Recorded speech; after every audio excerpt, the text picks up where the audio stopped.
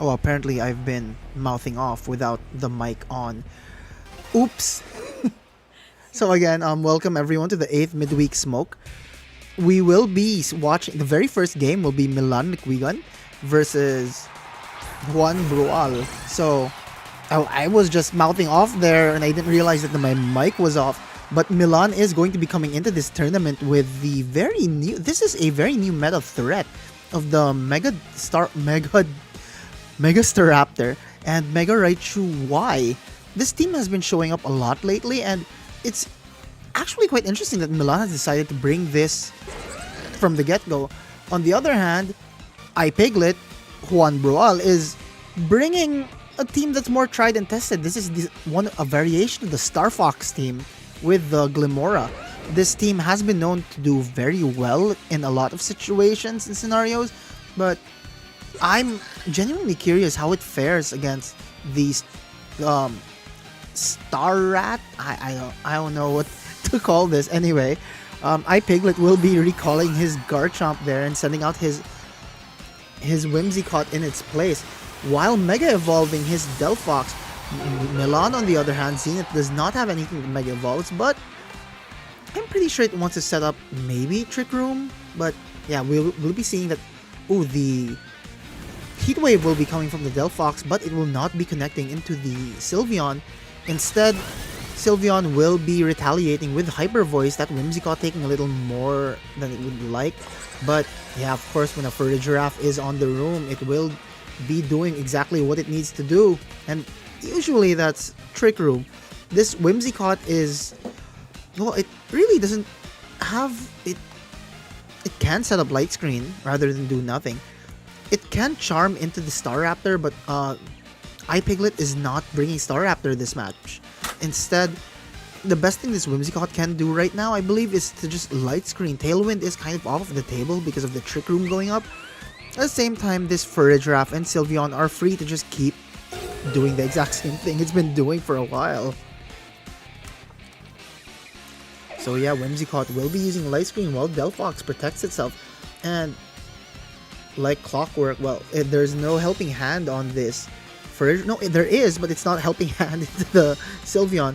Instead, Sylveon will be the sole attacker here, using that powered up Hyper Voice to take out the Whimsicott just as it sets up the Light Screen. And well, the Light Screen was not able to save it though. So iPiglet's gonna have to send something back out, and this Garchomp probably isn't it. If the last Pokemon on iPiglet's side is going to be that King Gambit, there is a shot, but no, okay, it's not the King Gambit, it's the Glimora. Glimora will be able to threaten the Sylveon here, but this is still essentially the very third turn of this match.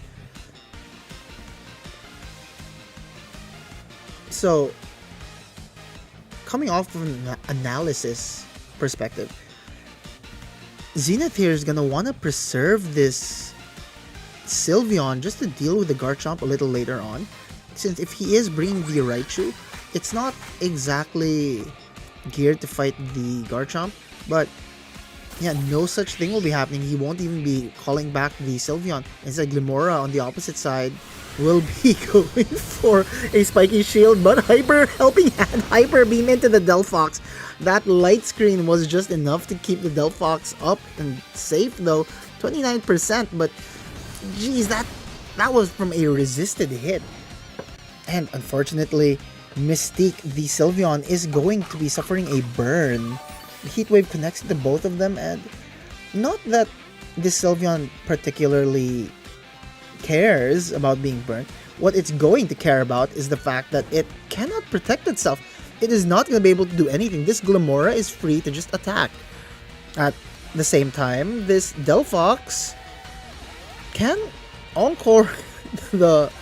well, it can encore, but at the same time, it can just launch more Heat Waves.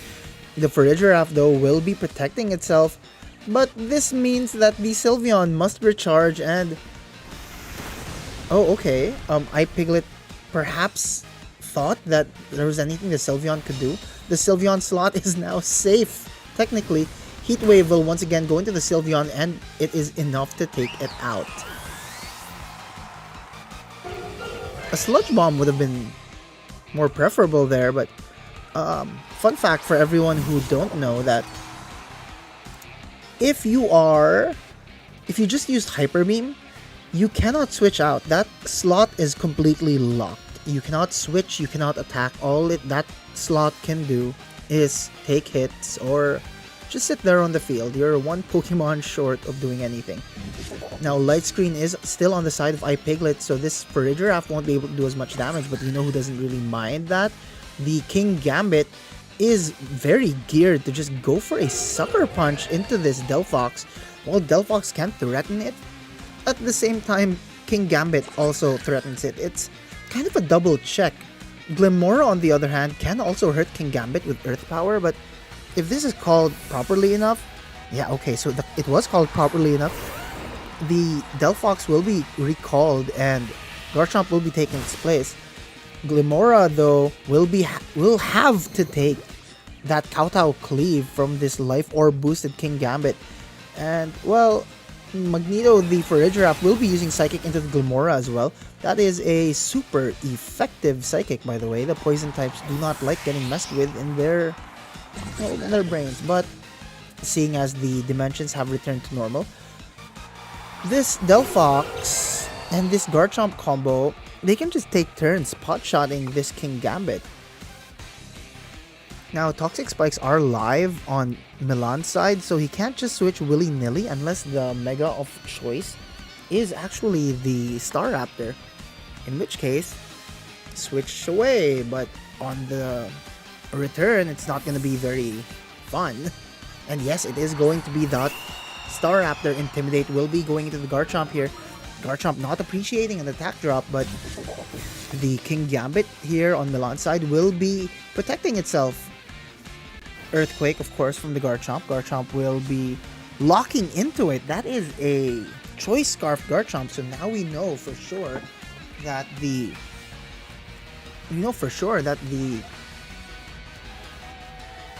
I'm sorry, everyone. We know for sure that the Garchomp is locked into Earthquake after that was scouted by Milan's own King Gambit. But the more interesting thing here is the Delphox appeared to Encore into the Farigiraf slot and it did not connect into anything.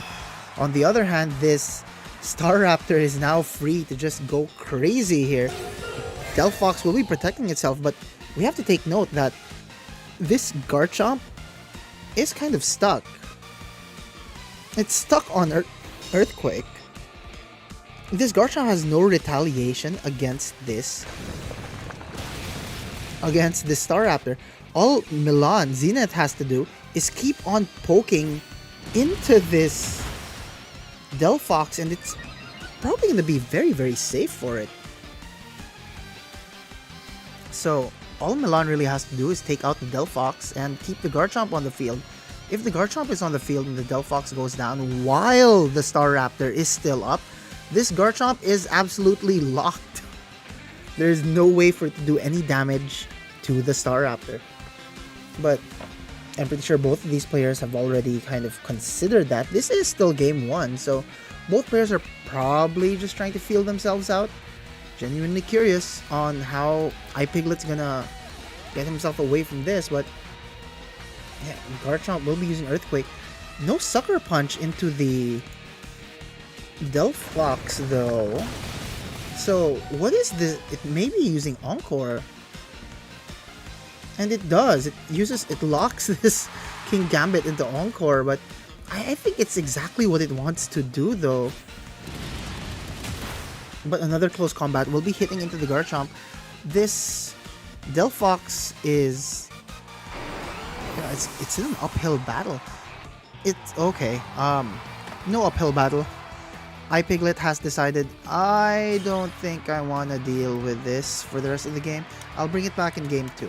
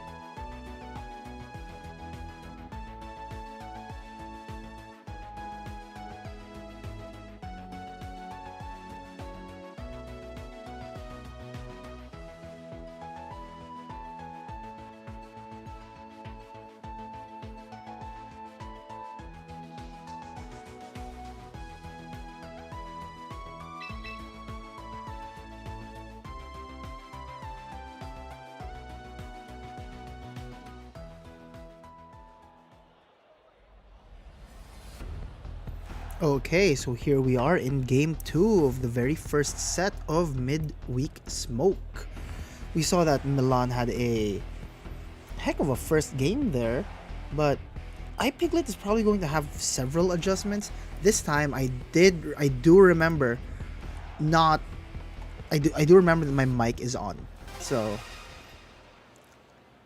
yeah, okay.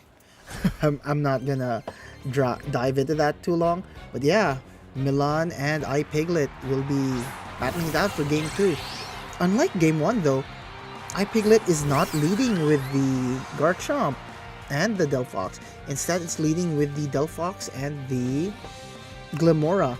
Milan, however, Zenith is he's opting to lead the exact same way. I mean, why fix what isn't broken? But this is not the greatest position for this Sylveon to be in. Both the Delphox and the Glimora on iPiglet's side will be resisting the Hyper Voice coming from the Sylveon. We saw exactly what the Sylveon could do. But something we have to note, the Hyper Beam from the previous round, that was through Light Screen. So I'm fairly positive that a Hyper Beam, Helping Hand boosted Hyper Beam, does probably have the chance to knock out this Delphox in one go. And I think that would be hilarious. But yeah, Delphox will be Mega Evolving while this Sylveon will be trying to stall out a single turn. I believe this Farigiraf will be attempting the Trick Room. Sylveon will be detecting here, not getting hit by anything, while the opposing Delphox will use Heat Wave. Sludge Bomb doubling up into the Farigiraf will not be enough to knock it out because, of course, it's a Farigiraf. Brings it down to Citrus range, eats a yummy little berry, and twists the dimensions while he's at it. Now, the real question is, if this Sylveon goes for the... if it does indeed go for the Hyper Beam into this Delphox, while it's being boosted by Helping Hand, will that be enough?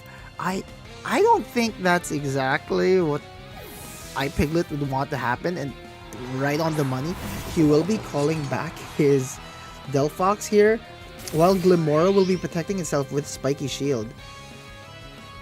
But yeah, Psychic will be connecting into the Glimora. No, it does not, because it's protecting itself. The Sylveon though, Milan calling the switch, probably will be Hyper Voicing, bringing this King Gambit down to 55%. Of course, Glimora has just protected itself, so the chances of it protecting a second time is going to be fairly low. And if it does, the success rate's only 33%. King Gambit though, on iPiglet's side, does not have Protect, so this is a very free shot. But at the same time, I believe the speed interactions here is going to matter a lot, because King Gambit can just go for an Iron Head directly into the Sylveon and knock it out. But yeah, Milan simply just doesn't care. He's just going for the Helping Hand into the Sylveon. And no, there will be no Iron Heads into this Sylveon. Instead, Farigiraf will be going down. Helping Hand into the Sylveon. And I'm going to guess this is a Hyper Voice, and it's going to do a lot of damage. Resisted on Glimora, by the way, and knocks out King Gambit completely from 55% to 0. But Sludge Bomb coming from the Glimora is not enough to knock out the Sylveon. Both teams have just lost one of their Pokemon, and I believe that was a trade Milan was fairly willing to take. But just like that, his own King Gambit will be coming out, while the Delphox will be returning for iPiglet. Thing here is, I do not think iPiglet wants to attack at any point. If this is going to be mind games, if the Delphox goes for the Heat Wave while the King Gambit goes for a Kowtow, and the Delphox wins. But if the Delphox goes for a Heat Wave and the Sucker Punch goes into the Delphox, the King Gambit wins. But if the Delphox goes for anything other, maybe an Encore or Protect, King Gambit could very easily just kowtow into that slot. So Glimora will be Spiky Shielding, confirming that Delphox will also be protecting here. Both sides will be protecting, scouting out. But yeah, Phoenix, the King Gambit, is going to kowtow into that slot. And Hyper Beam will also be going into the Glimora slot, trying to erase it completely while Trick Room is still active. And while Trick Room is still active, well, there's practically no reason for this Delphox to not protect itself, right? I mean, King Gambit can 100% just go for another kowtow here, but if this Delphox decides to encore the King Gambit while it's using kowtow, I don't think it's gonna matter. It's gonna connect and knock out the Delphox. Glimora, I doubt, can knock it out with a single Earth Power. And yeah, in the Trick Room, both the King Gambit and the Sylveon will be moving before the Delphox and the Glimora. But iPiglet calls it, okay, one last turn of Trick Room, I can probably still make this. Calls back the Delphox, but then this kowtow is gonna connect directly into that slot. If Milan went for a Hyper Voice here instead of a Hyper Beam, that Garchomp is toast. But Milan's not going for the Hyper Voice. He goes for the Hyper Beam into that Glimora slot and knocks it out. So now the Sylveon is kind of a null slot here. It's not going to be able to do anything in this next turn. But this King Gambit can very quickly and easily pin this Delphox. Of course, we just saw that the Garchomp came in, so it has not locked into any moves yet. Perhaps it has, iPiglet has learned from the previous game that if he locks Earthquake in too early, it might not end up so well. Especially if that Staraptor is still in the back. Then again, Delphox is at 100%, so why not just let it rip? So I guess this is kind of several 50-50 turns here. But yeah, King Gambit will be protecting itself, scouting out what the Garchomp is going to attempt to do. And yeah, Garchomp will no longer be locking into Earthquake. Instead, it locks directly into Rock Slide, which fails to knock out the Sylveon. Delphox will be using Heat Wave, and it will connect into the Sylveon, knocking it out. So yeah, imagine if either of those missed on the Sylveon though. That would have been extremely unfortunate. And yeah, learning his lesson from the previous set, iPiglet did not lock into Earthquake, so he's locked into Rock Slide. This Garchomp will be the fastest thing here, but it's also going to be extremely easy pickings for the King Gambit if it decides to go for the Sucker Punch here. Of course, that's provided that the Delphox is not gonna attack. But yeah, Staraptor, no reason not to Mega Evolve here, will be Mega Evolving to that Mega Staraptor.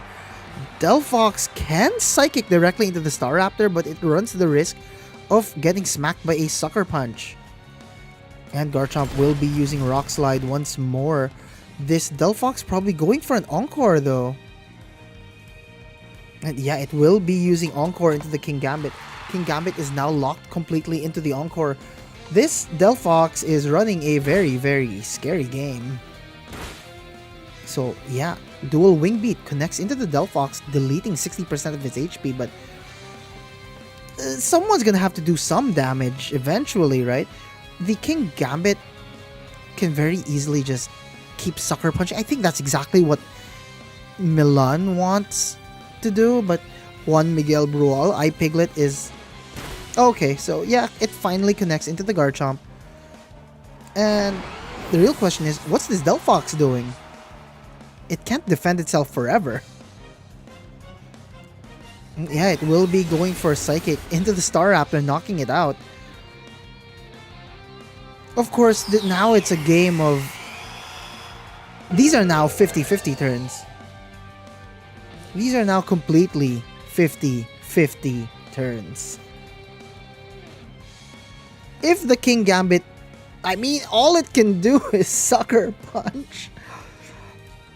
All iPiglet has to do is stall out the remaining numbers of Sucker Punch PP there are left. I hope everyone's been counting.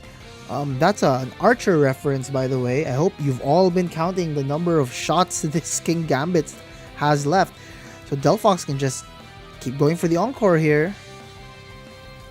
50-50 on everyone. If it's of course the Kingambit is still, yeah, it has no choice but to go for one more encore. And I imagine Delphox is going to want to, yeah, okay, Sucker Punch. No Protect, no Encore. Yeah, just one Encore again. And I imagine this Delphox is gonna want to go for another Encore just to get rid of all of those Sucker Punches. I mean, that would be the smart thing to do, just to make sure, you know. But yeah, okay. That's rather interesting. Delphox will be using Encore once more. So Milan does call the Encore again. But how many PP does Encore have? Kingambit will once again be clicking into Sucker Punch while the Delphox locks into Encore once more. Just trying to get rid of all of those Sucker Punch PPs. So, wow, this is just a matter of stall, ladies and gentlemen. Yeah, this is exactly why Delphox is such a force to be reckoned with these days. Wow, okay.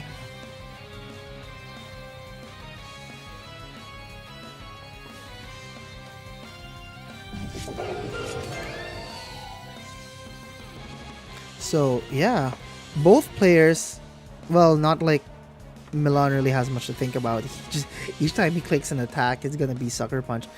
Piglet, on the other hand, you can't sit back forever. You do have the Heat Wave. There's also a 5% chance on missing that, but if you click into anything else, it's gonna be a Sucker Punch.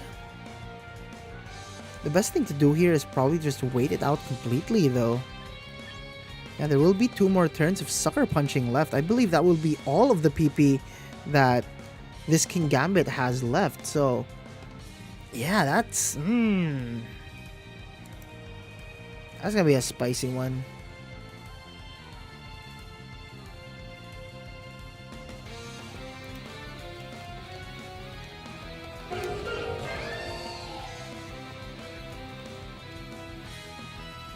So yeah, I don't think I have anything else to say other than I'm also holding my breath here, because the Delphox is gonna have to choose something eventually, right? Or did the game glitch? I'm not even sure. Okay, no, it did not. So Delphox will be protecting itself, of course. Sucker Punch will go into nothing. Piglet's really just taking his time. Zenith is taking his time, probably adjusting. What am I gonna do for game 3? This can't keep going. Encore on the Delphox, however, is very intelligent just to get rid of the Sucker Punches on any Kingambit has to encounter, or probably any Mawiles. But yeah, the Kingambit here is kind of locked, and this Delphox is also locked, and my goodness, I'm gonna end up repeating myself over and over and over. I believe this is going to go into a game 3. Piglet has this down so long as he burns out all of the Sucker Punches here. The Protect will once again be going into... yeah. And the Encore has finished. I believe after 2 full Encores, there will be no more Sucker Punches left.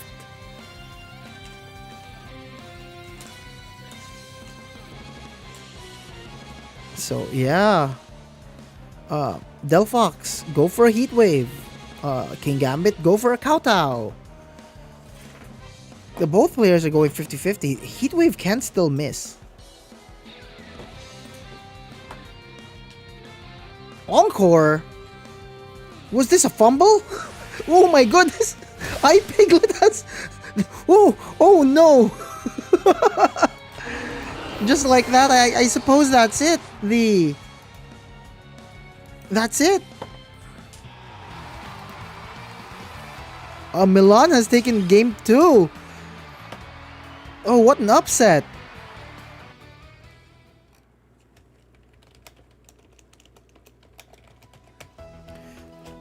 So, yeah. I'm at a bit of a loss for words there. Huh. iPiglet was not counting the number of...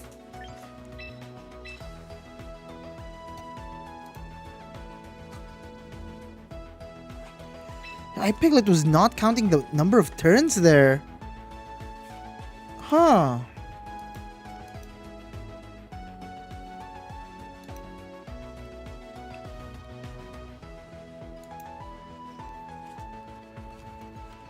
I'm really at a loss for words. I just Jamie, do you have anything to say?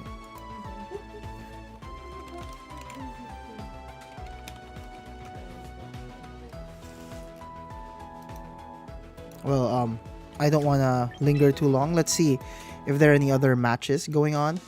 And I don't exactly want to cast every single match that goes on.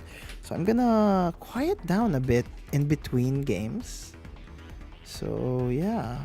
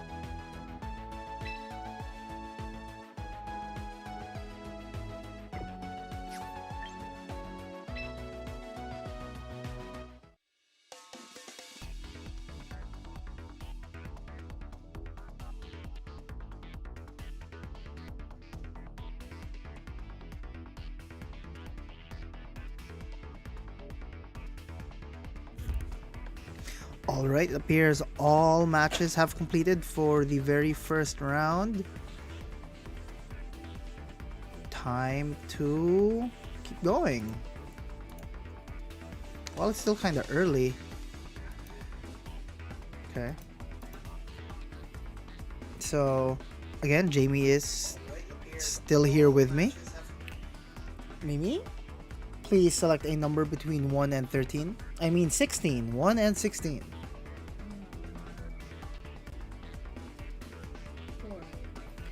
We are gonna be spectating. Of course it is. We are gonna be spectating a bean and Snivs. Okay, so a little.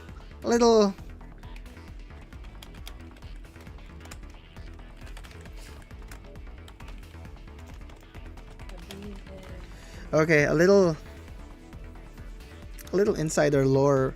We'll be spectating the match of Neil Arvin Cerato and Vince Angel Punay. Both of these players have kind of a rivalry going on. They're both champions in their own rights, and it's never been not fun to watch these two play against each other.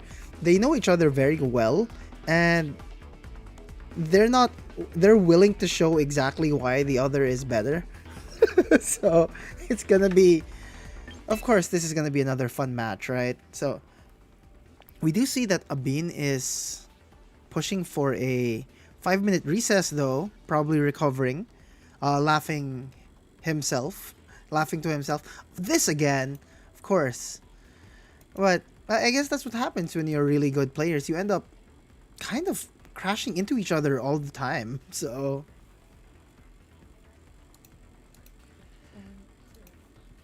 now, yeah, so we'll be standing by, but before they start their match here, there is a little something I do want to showcase just really quick. So here we go. There is an upcoming tournament this August 9. I believe that is Sunday. It begins at 1 p.m. via Limitless. The posts are all around the Facebook groups for Pokemon Champions Philippines, as well as Pilipinas Got Pokemon. So if you have time this Sunday, the prize pool is 1,000 pesos. 5,000 will be going to the champion. 2,500 will be going to second place. Third and fourth will be splitting the final pot at 1,250.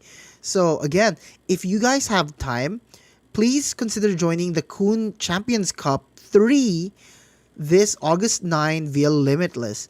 The code will be on the posts in Pilipinas Got Pokemon group page, as well as in Pokemon Champions Philippines. Again, this is going to be free registration. Shout out to Kun and to everyone involved. You guys are doing a fantastic job, and more power to you guys. So again, one last time, if you have time this Sunday, consider joining Kun's the Champions Cup 3, hosted by one of our national champions, Kun. The prize pool is, again, a full 10,000. Probably will be growing if they can find more sponsors. First place will be getting 5,000 pesos. Second place will be getting 2,500. And the third and fourth will be splitting 1,250 each. Registration is once again free. You can find the entry code for this tournament in Pokemon Champions Philippines and in Pilipinas Got Pokemon. Just find the respective post for the Kun Champions Cup 3. Alright, so let's see if they have created a room yet. They have.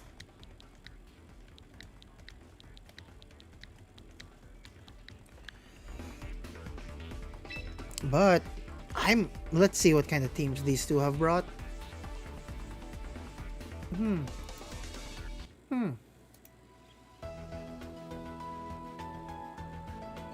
Zeus.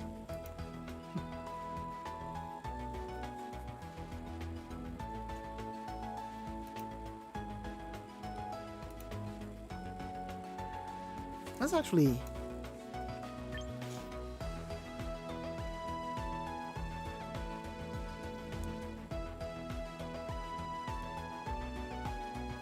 so. Just looking at the history here real quick. Apparently Sniv's first match was against one of the national representatives Christian Paul Salmingo. Yup. And now he has to face off against Iloilo's champion, Abin. So, this is gonna be a lot of fun, ladies and gentlemen. These two have never disappointed in any of their matches, so I hope they get started soon. And yeah, they will.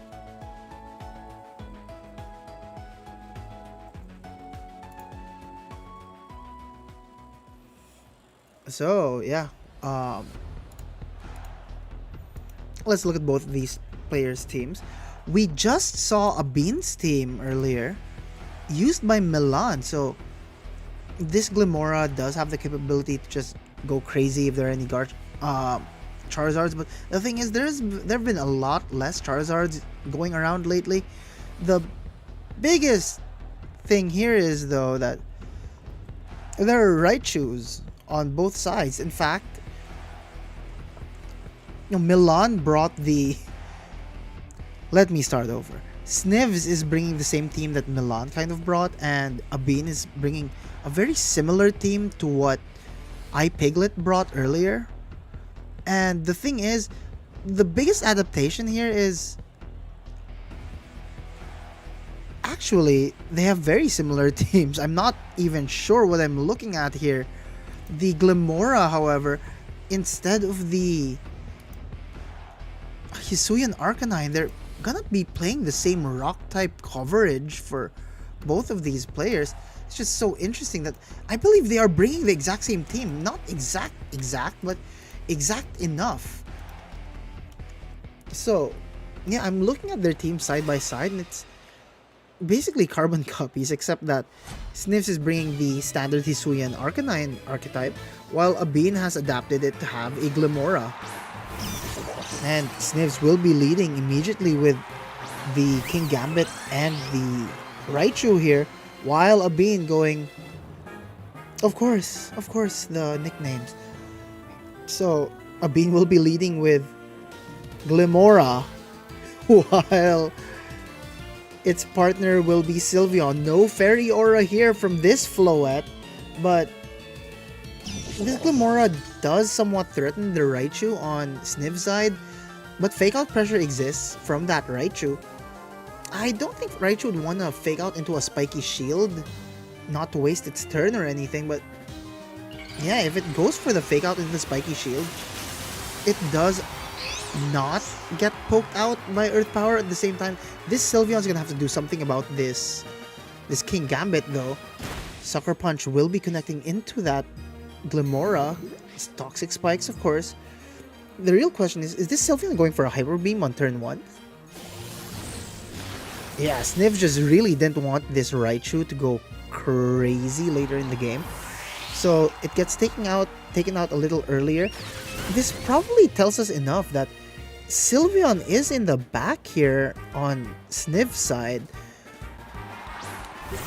And of course, I mean, you're going to be sending out Farigiraf. It's like an extra layer of cognitive load, not to say Raging Bolt, in place of this Farigiraf. But yeah, at least Femcat the Sylveon manages to stay with this exact same name. But yeah, Slay the King Gambit is no longer able to go for any Sucker Punches, so it is at the mercy of getting poked out once more by this Sylveon with another Hyper Voice. This Raichu is also going to be able to get poked out by another Hyper Voice. This Raging Bolt, I mean Farigiraf, that's not Raging Bolt. It's going to be able to just go for a Trick Room here, no problem, but yeah, Abin calls it. Sniffs is probably going to attack directly into the Sylveon, and yeah, that's exactly what's going on. And Raging Bolt the Farigiraf. Jeez. We'll be using Psychic to knock out the Raichu here, but Kowtow will connect into that Farigiraf, splitting the damage, knocking it out in one go. Life Orb. Oh, wait, no, that was a critical hit. False alarm, ladies and gentlemen. Life Orb did not have anything to do with it, or did it? But yeah, critical hit goes into the Farigiraf. You don't see that every day, do you? One hit KO into a Farigiraf. So, Yeah, Bean is gonna be down to his very last two Pokemon. We'll be seeing what Mega he's decided to bring here. But I'm going to guess fairly well that, yeah, the Sylveon is in the back for Snivs. And yeah, the Staraptor is in fact on a Bean side. So that might be the main reason this Sylveon is, or why Snivs wanted to get rid of that Glimora so early on. Defiant will proc though because of the Intimidate coming from Staraptor. This King Gambit has the capability to just do one more big hit before it inevitably goes down due to its very low speed. But yes, this this Sylveon, the Sylveons on both sides will probably want to go for another Hyper Voice because why not? Hyper Voice some more. Staraptor will be Mega Evolving here and probably go for a close combat into the King Gambit because why in the heck not? But no, it goes for a Protect. Alright. Sylveon will be Hyper Voicing. Well, a Bean. No, it is Sniff Sylveon who wins the speed tie. Gets the Hyper Voice first. Then the Sylveon on a Bean side will successfully get its own Hyper Voice up, knocking out the King Gambit. Sadly, the Sylveon on Sniff side, the blue one is poisoned, so yeah. And yes, of course, they brought very similar teams. Great. So, the thing is, the Sylveons are gonna be constantly fighting for speed ties, but the one thing that this Farigiraf can do is go for a Trick Room just to make sure that this Staraptor won't be able to go first. And yeah, the Sylveon on the Bean side is gonna go for that Hyper Voice. Will not be knocking out the Farigiraf because of course. And because it is a Farigiraf, Snivs will be telling it, you know, twist the dimensions. And here we see that the poison is enough to proc that Citrus Berry. However, the other Sylveon, the blue one, is a little worse for wear. Now again, a speed tie is probably gonna have to fight it out here. Oh, Snivs gambling on the speed tie win, helping hand into his own. Okay, helping hand directly into his own Sylveon. And a Bean gets the gets another Protect here. Dual Wing Beat from the previous turn. But yeah, a Bean successfully sees, okay, I see what you're trying to do. I'm going to act accordingly. Sylveon on Sniff side only has 3 turns left to live though. It only has 3 turns left considering the poison provided nothing hits into it. A lot less turns if you take into account that it can very much be knocked out by anything like a Gust of Wind. But again, gambling on the speed tie here. And does not succeed in getting it. Femcat, the Sylveon on a Bean side, successfully wins the speed tie and knocks out the Sylveon on Sniff side. And there it goes. Dual Wing Beat will secure the game for a Bean on game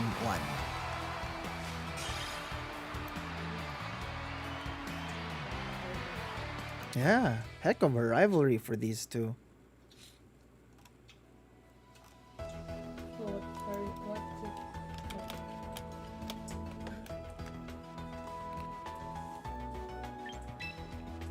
They're just getting straight back into it.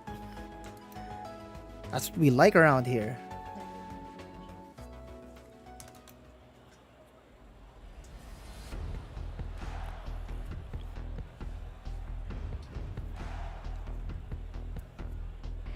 Yeah, actually, seeing what Enzo wrote here, by technicality, he should be receiving a warning or a game loss for the nicknames of his Pokemon being kind of deceiving.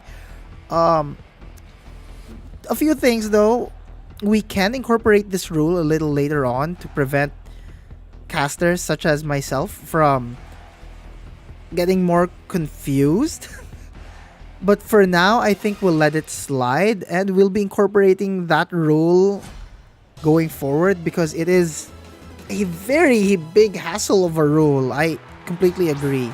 By technicality, a bean should be receiving a warning. So, yeah, big ups, Enzo. Thank you again for the reminder on that. Anyway, Sniffs will be leading the exact same way with the not the furry giraffe, with the King Gambit and the Raichu.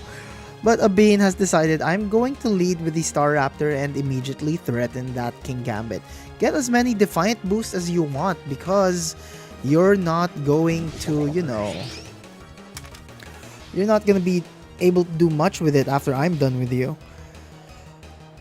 Then again, the Raichu is able to just zap this bird out of existence. Also, yeah, the Glimora actually also defies that rule. It should not be called Floette, but again, we let it slide for now because Catalina has entered the match. Hi Kat, if you're watching the stream, hello. I don't know if she's here, but yeah, Sniv's own Raichu will be Mega Evolving into the Pikachu Raichu, Mega Raichu Y.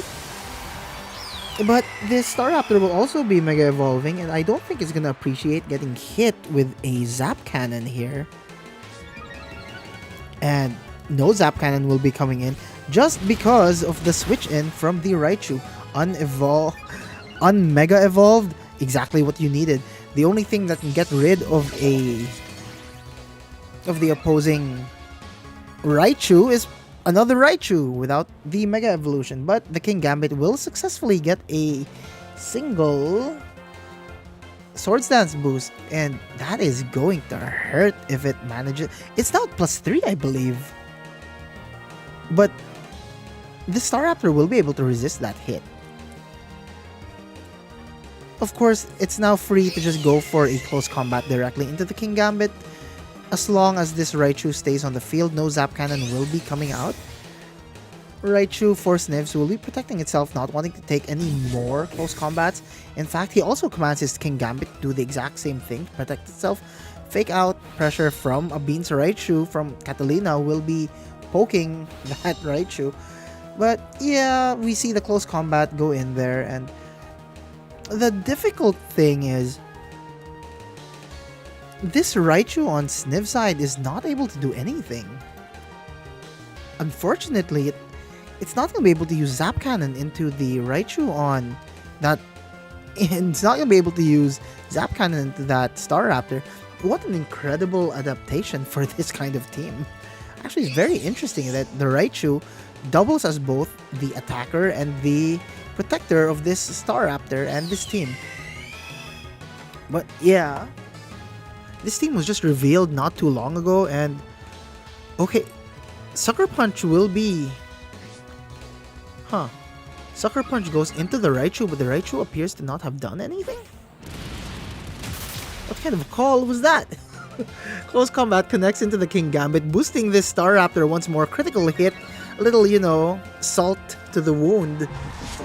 Slay the King Gambit will be going down. And Charm! Raichu has no Protect. Charm from the Raichu. Of course, that is a heck of a tech.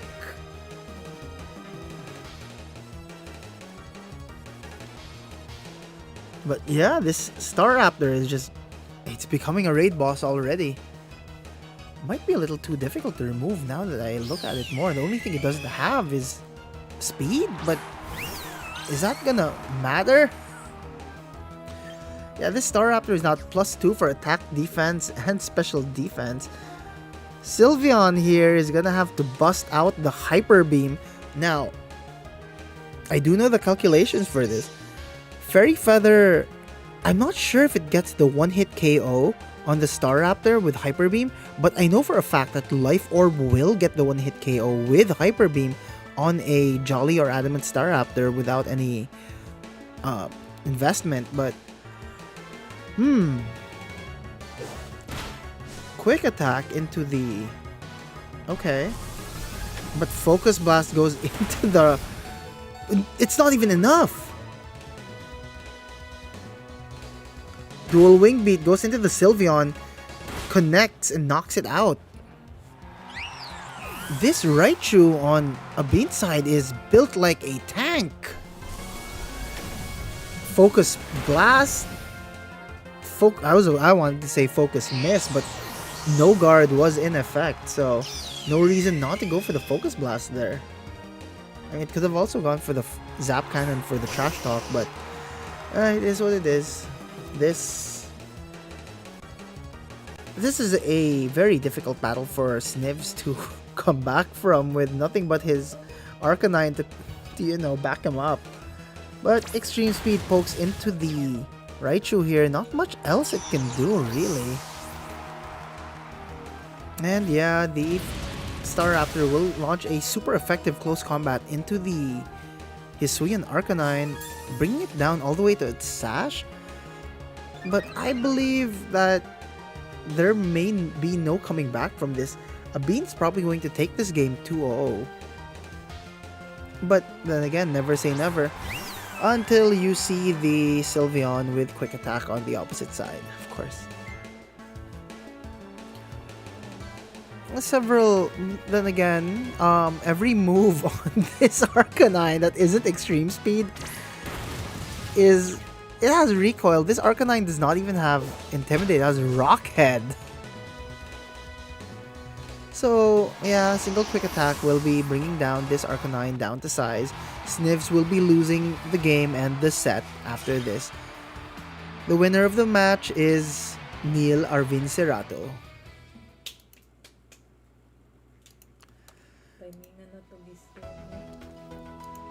Oh well, lucky you, Abin. We didn't,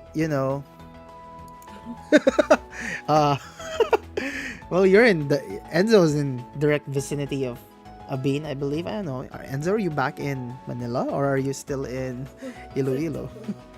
Oh no, I'm doxing you. Never mind. But yeah, good job, Abin. The rivalry lives on.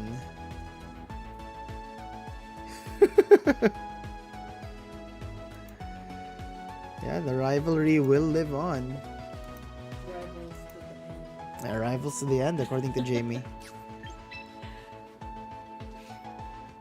So, let's see.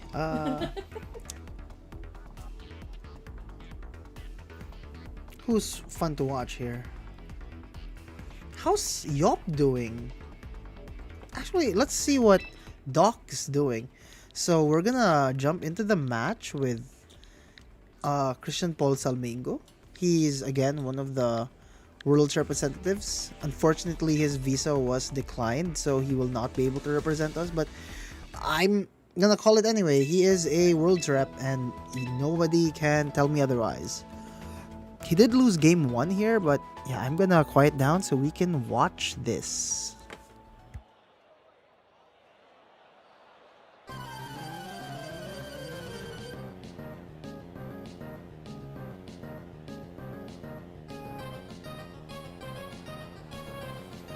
Oh, I've just I've just gotten word from Enzo here that, let's see who. Yeah, actually, is Abin single?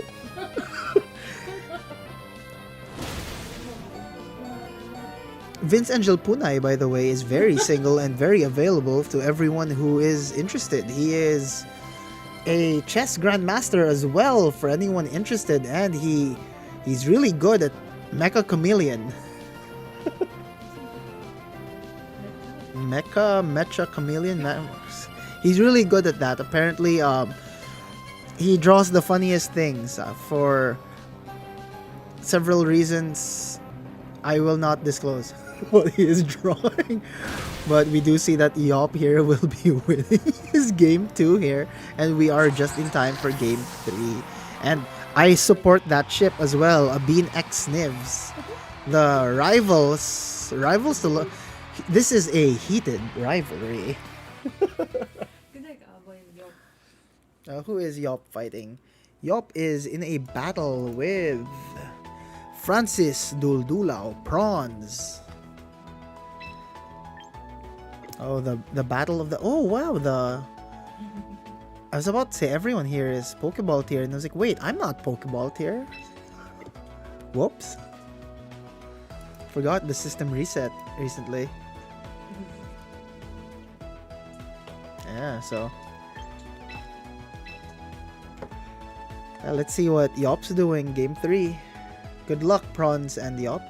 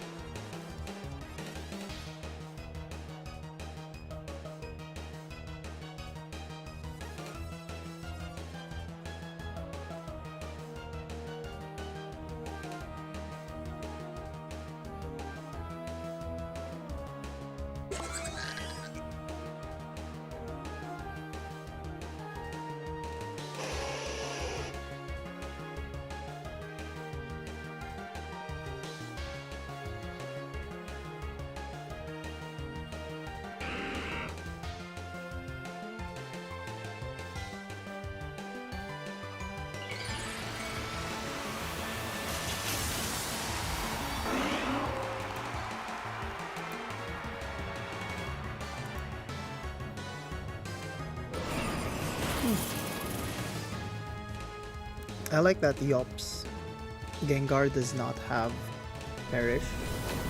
Refreshing to see. Yop's Gengar does not have Perish. It just does damage. Has Substitute. Survives the hit from the fur giraffe. It's nice.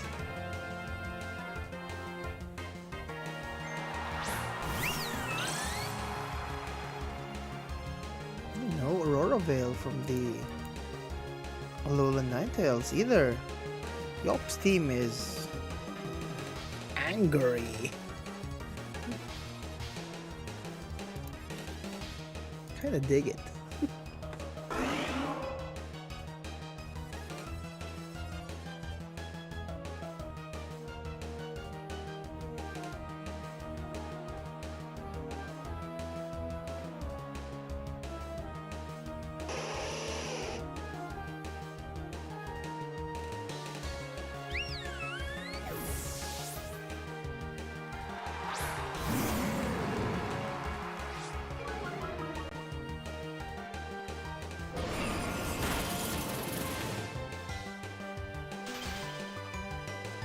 Ooh, freeze. Double freeze! Oh wow, that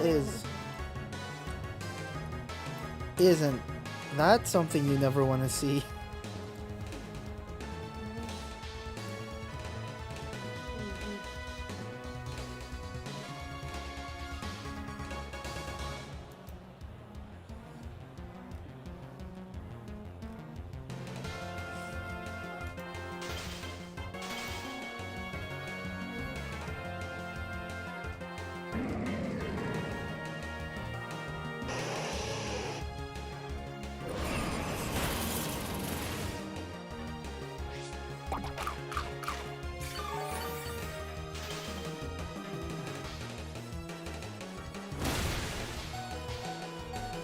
Yeah, for a giraffe doing exactly what it wants to do, survive.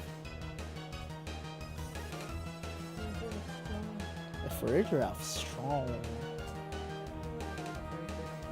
I wonder if Jamie can be heard. Yeah, she just said she needs her own furry giraffe. Yeah, Blizzard will finally take down the furry giraffe though.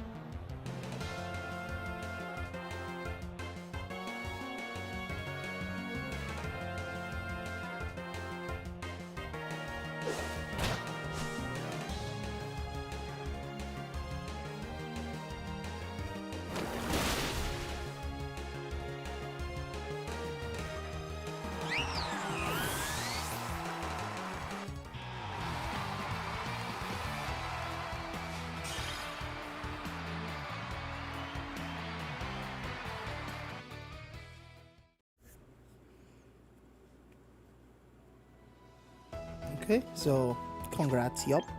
That was heck of a match. Who's not done though?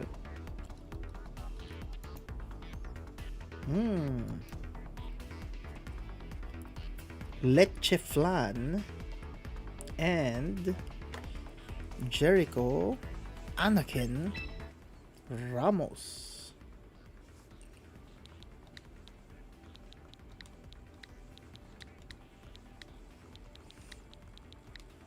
Okay. Let's see how far in these two have made it.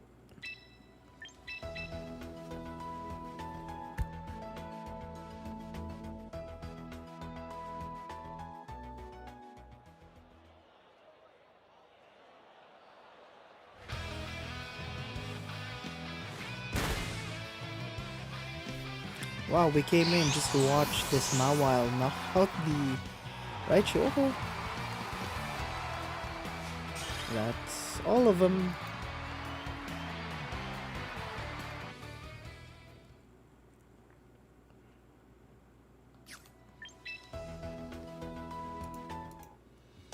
Alright, so we're about to enter round 3.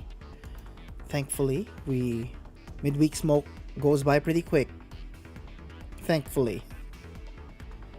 So I'm about to pair the next round. Ooh, people have begun to drop, it appears. 3 people have dropped.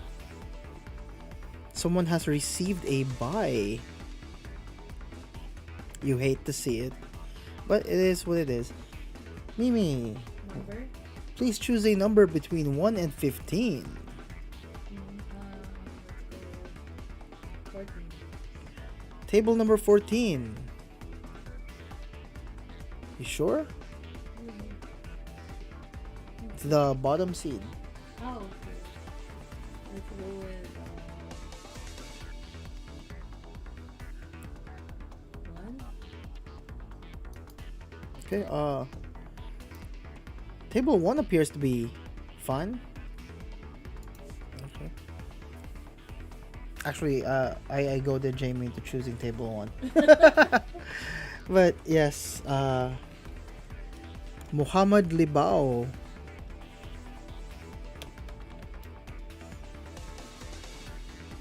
And John Creamy Gomez.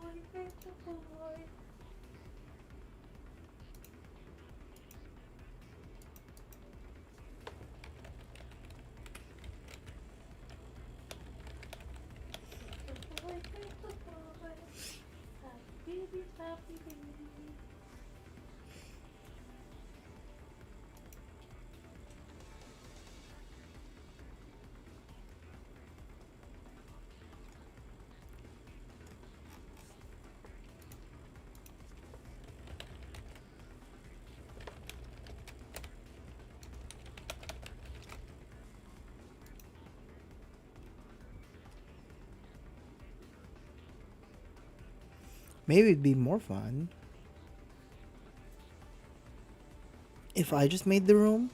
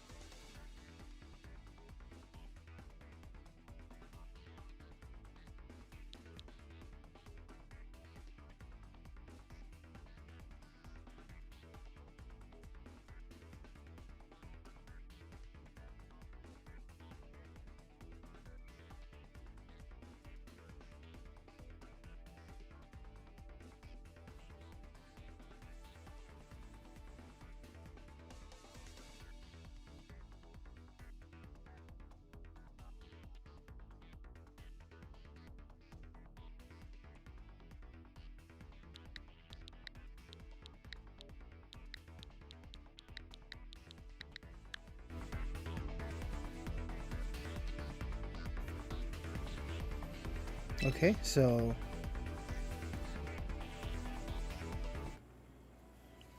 we will be joining the room of John Creamy Gomez and Mohammed Mayonnaise Libao.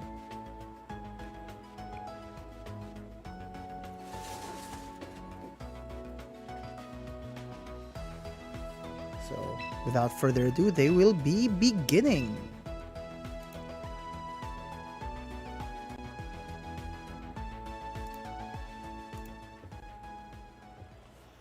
So, let's check out their teams here.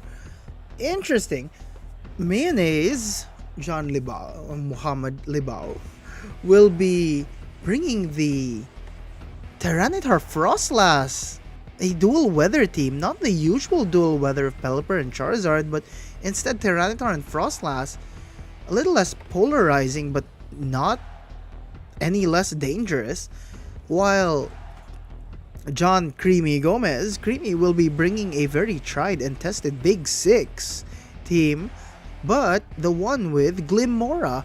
Glimmora does have the Focus Sash here, not the Whimsicott, so it will do fairly well against the Frostlass, but not really sure what's gonna do against everything else here. But you can't really count out any Charizard Y team because they're just so polarizingly powerful. Again, very curious how both of these players are going to adapt into this situation, but yeah, this could go either way.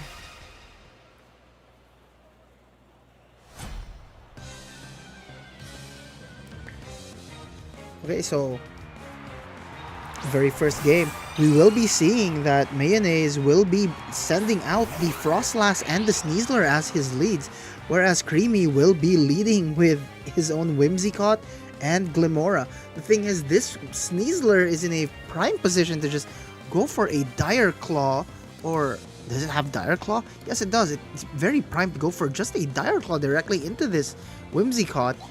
And, well, this Whimsicott's gonna have no choice but to just go for a Tailwind. It can protect itself, but yeah.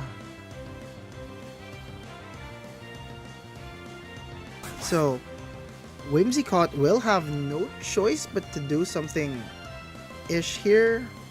Ish. But at the same time, sorry, I received the message. The Frostlass able to just go for a Mega Evolution here, like I was about to say. Go for Mega Evolution and probably Blizzard. It's not too hard pressed to go for an Aurora Veil at this very specific turn, considering that speed advantage is with them technically. The Whimsicott will, however, be protecting itself, stalling out one more turn. But yeah, Elsa, the Frostlass will just go straight for a Blizzard. This Glimmora will no longer have access to its Focus Sash. And to add insult to injury, it is also frozen. So, yeah, right there, Sneasler just goes for the Dire Claw almost immediately into that Whimsicott. But Glimmora, frozen, not able to do anything here. Glimmora is not, well, what am I trying to say? I'm trying to say that Glimmora is really stuck here. Creamy's gonna have to think of something fast. Nothing can really switch in safely, but at the same time, nothing can really do anything else. So the Whimsicott will be able to go for a Tailwind. For some reason, Mayonnaise chooses to protect his Sneasler, probably checking out what's going on. But yeah, Blizzard will pick up the double KO on Creamy. The Whimsicott and the Glimmora will be going down, but Tailwind has gone up. Speed Control is now on Creamy's side. The final two Pokemon that Creamy has will be the final two Pokemon that he's going to be playing with. Is it going to be Garchomp and Charizard though? Or is it Basculegion and Charizard? Or Kingambit and Charizard? But we know that it is going to be Charizard, of course. But yeah, it will be Kingambit and Charizard. Now with the Speed Control, this Charizard is in a pretty okay position to just keep wailing into this Sneasler. And this Frostlass Heat Wave will do a very good amount of damage into both of these Pokemon. At the same time though, Kingambit can Sucker Punch into something, but it may be better off not doing that. Not entirely sure what it wants to do.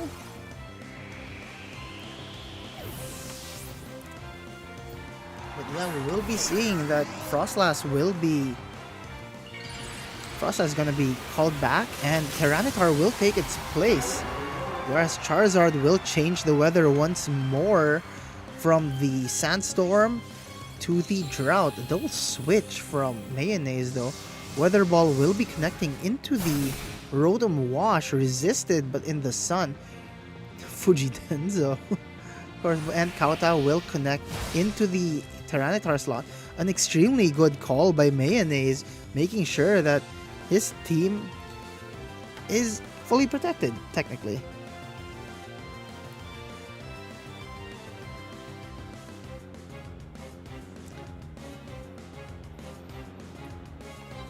So yeah, right now, Creamy's gonna have to think of something real quick. Because it's not exactly looking great for him. He probably has a stall out for game 2. But then, it's not like he's... And Charizard is Charizard. He's gonna be able to do something here. Of course he is. He's Charizard. But yeah, Tyranitar will be protecting itself, not wanting to take any solar beams, possibly from the Charizard.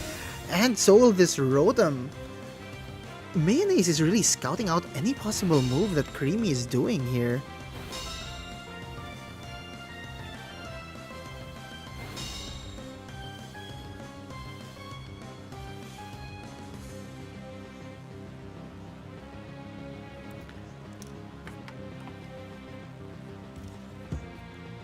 So, yeah, again, Creamy is...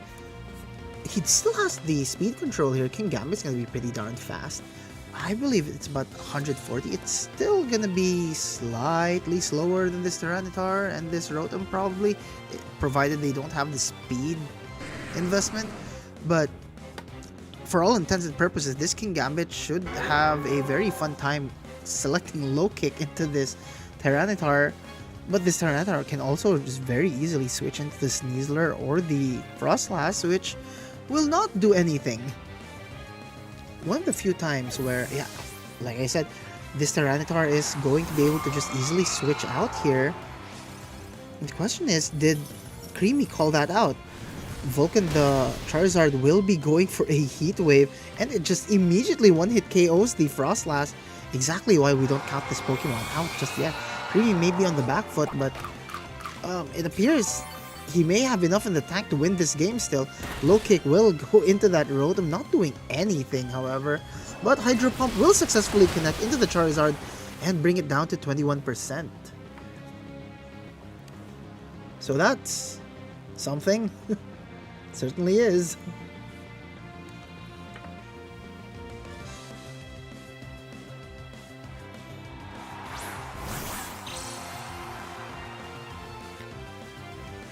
Yeah. Sneasler will be coming in for that Frostlass though. So Sandstorm will not be coming back just yet. Sorry, ladies and gentlemen, I am receiving several messages from a few college friends. Okay, distractions aside. The Frostlass has just gone down, and this... I was gonna say Weavile. This Sneasler will be protecting itself this turn, trying to scout out anything that might be going on. But this Charizard will also be protecting itself, not wanting to take any more Thunderbolts or Hydro Pumps coming from this Rotom. And Kowtow will be going into the Sneasler though. Sneasler protecting itself, still at 100%. Quite unfortunate, but the Sneasler is now in a very good position to just go for another Dire Claw directly into the Charizard, not caring very much what happens next, because this King Gambit will be unable to do anything. King Gambit goes for a Sucker Punch into the Rotom, not enough to knock it out. Chople Berry from King Gambit, though Adamant Nature will not be enough to knock it out. Chople Berry doing exactly what it needs to do here, but with no defenses left. Heat Wave from the Charizard. Oh, okay, yeah, White Herb rather. Okay, I thought it was Focus Sash, but anyway. The Rotom, which needed to actually connect, successfully dodges it and will retaliate with Thunderbolt. An unfortunate 5% miss for Creamy. Charizard whiffs and just misses the Heat Wave there. Goes down and nothing. This King Gambit, a dream, I guess. King Gambit's the slowest thing on the field. Creamy probably doesn't have anything left here in the tank with this King Gambit. It's a 3v1 with so little left for this lowly King Gambit. No steel moves either, but yeah, he's gonna try to go see how much damage he can do from 39 to 7. Approximate 32%. 6% more. Weavile, not Weavile, the Sneasler will go, you know, I wasn't able to knock you out earlier, but I will knock you out this time with close combat. He secures the KO on the King Gambit and secures his trainer, Mayonnaise, the win for game 1. Game 1 will be going to Muhammad Libao, Mayonnaise.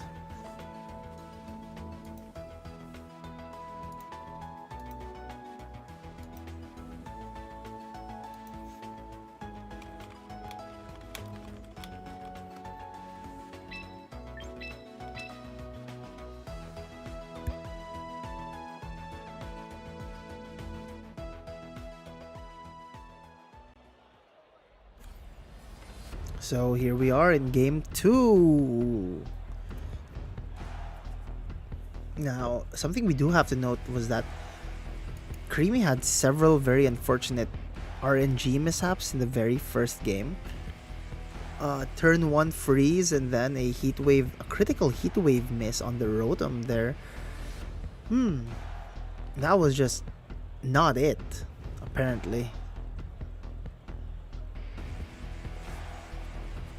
Okay. But some jokes aside, Creamy is a fantastic player, and as we see here, Mayonnaise is also a very, very strong player. So no reason to call anyone out like weaker, but I'm fairly positive both of them are going to play this set out very well. We could see a game 3 here provided Creamy adapts well enough, but the polarizing dual weather of Tyranitar and Frostlass is quite nice now that I think about it. Frostlass will not be as scared of Charizard provided the Tyranitar manages to, help in that department, but yeah, we'll see. So here's game 2 of John Creamy Gomez versus Mohamed Mayonnaise Libao. Just like game 1, both players are opting to lead the exact same way. Frostlass and Sneasler will be coming from the side of Mayonnaise, whereas Creamy will once again be leading with Glimmora and Whimsicott. Again, just like earlier, Whimsicott is in a very precarious situation here because it can get one-hit KO'd by the Blizzard. It can also get one-hit KO'd by the Dire Claw. But if you already know that the Dire Claw can knock it out, the Blizzard can knock it out in one hit, why not just go straight for the offensive on the Glimmora, break its sash and knock it out? But yeah, this Whimsicott will be protecting itself, whereas the Glimmora will also be protecting itself. If this Sneasler chose to attack into the Glimmora, it will not succeed. Fake Out will be going to the Glimmora and it will hurt itself for about 12.5% of its HP. Blizzard coming from the Frostlass will whiff into both because of that protect. Now this, again, we know that the Whimsicott goes down in a single shot with Blizzard.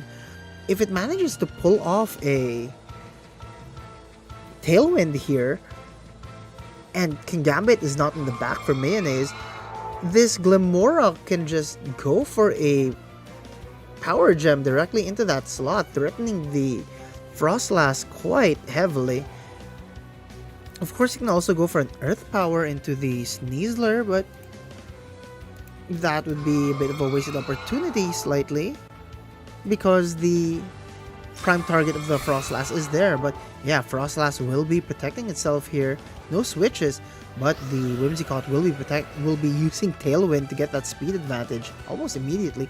Power Gem will go into that Frostlass, but Dire Claw coming from the Sneasler will knock out that Whimsicott as expected technically. But yeah, this Whimsicott has done its job.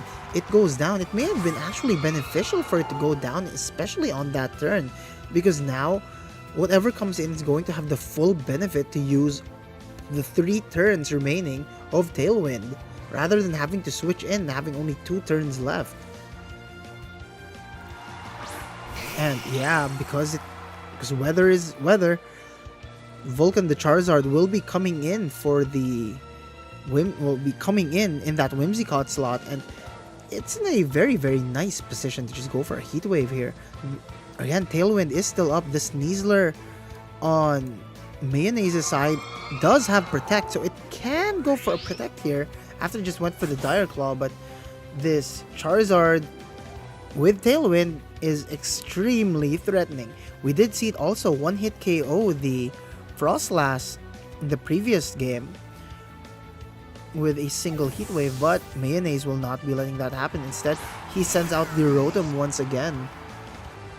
And yeah, Charizard Y will be emerging from that Charizard Mega Evolution Cocoon, shining bright and bright. But yeah, the weather will be changing because of Charizard, Mega Charizard Y. Sneasler, though, not wanting to catch any of that smoke, will be protecting itself. Glimora Earth powers into the Sneasler, but fully protected, no damage going in. Vulcan, the Charizard, will be using Heat Wave. And again, this Rotom, this washing machine, appears to have some form of insane luck. That is the second time that Heat Wave has missed into this washing machine. Not what you want to see as Creamy. Any damage would have been fantastic into that slot. A bit of a wasted turn for Tailwind, but yeah, the Weavile here, the Sneasler, is gonna have a slight advantage into just wanting to do whatever it wants. But yeah, Creamy's going, you might switch here. I'm just gonna go for this. But yeah, the weather will be changing. Godzilla the Tyranitar coming out on Mayonnaise's side will be coming to tag in for that Sneasler. Power Gem will connect into that Tyranitar, however. And Hydro Pump will be poking the Glimora, but yeah, you can see that Glimora is pretty tanky itself, and this Rotom Wash probably doesn't have as much special attack investment as you'd hope, but this Rotom Wash has Will-O-Wisp.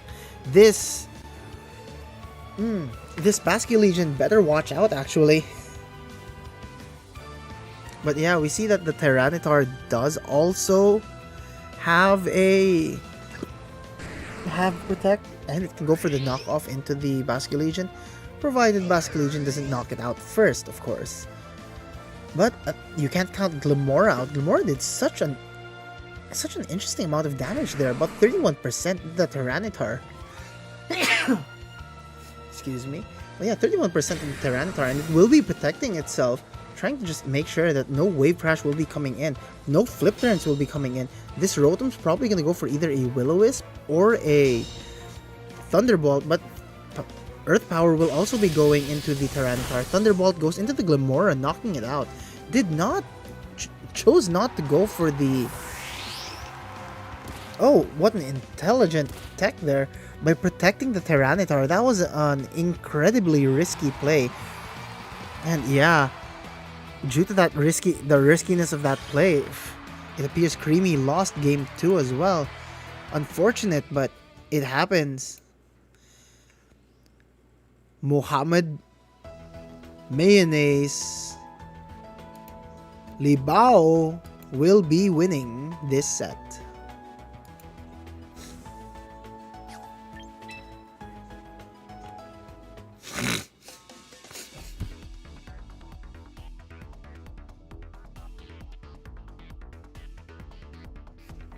Apologies.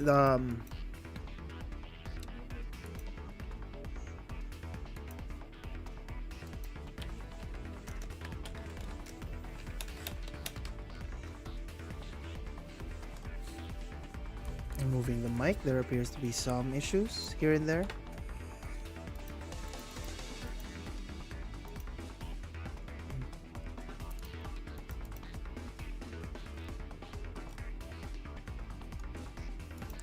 Let me just check which matches are still ongoing and we can join one.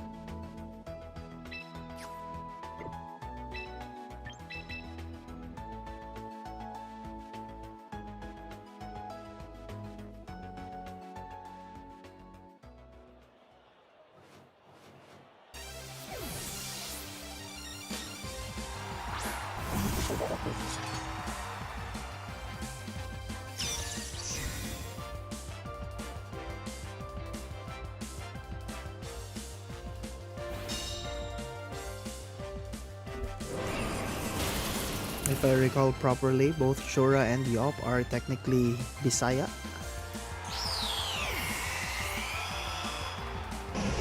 To a degree. Shura is from Davao, I believe, and Yop is from Iloilo. So, hello, fellow Vismin friends.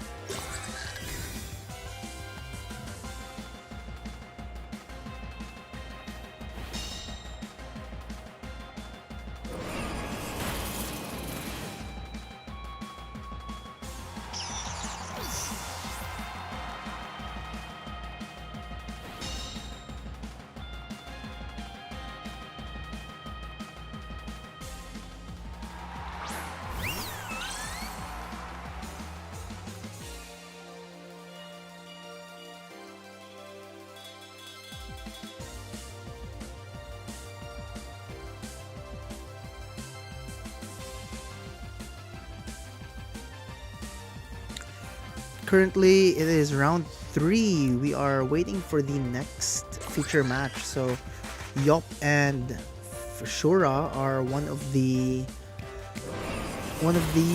side matches we are spectating. Shout outs to Francis, Tyrant VGC, another Worlds rep from the Philippines, who is in the chat.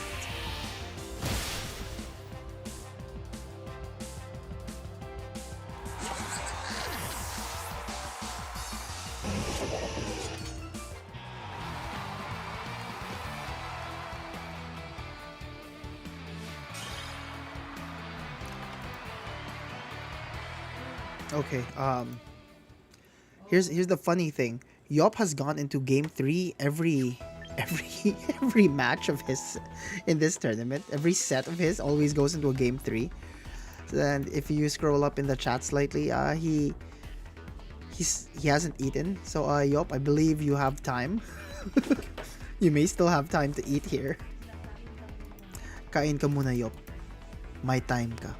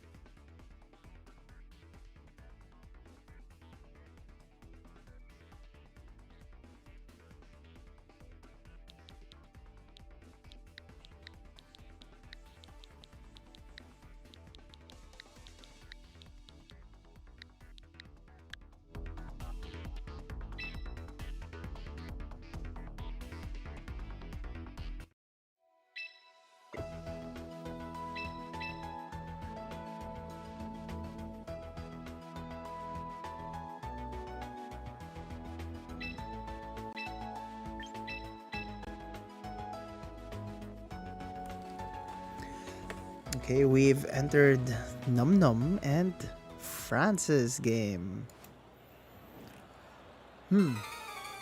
Oh. I think this was their game 3. Huh. Nice. Okay, that was just as we went in as well. Okay.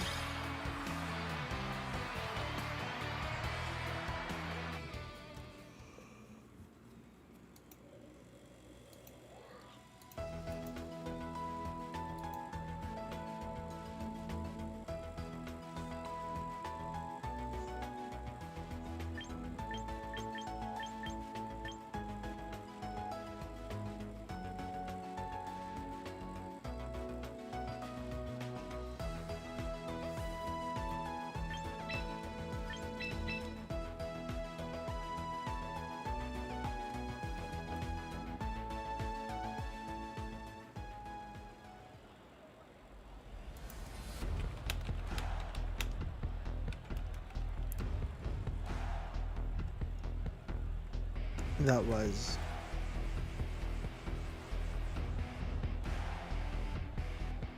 okay.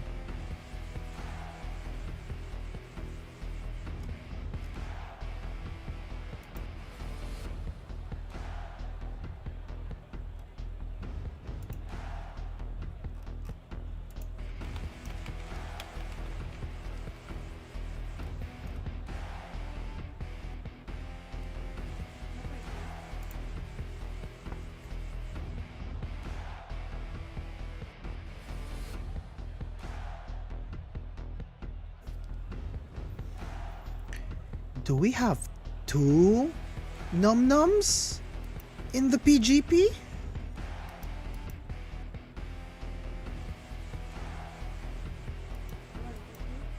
There appears to be two Num Nums, but I am just currently learning.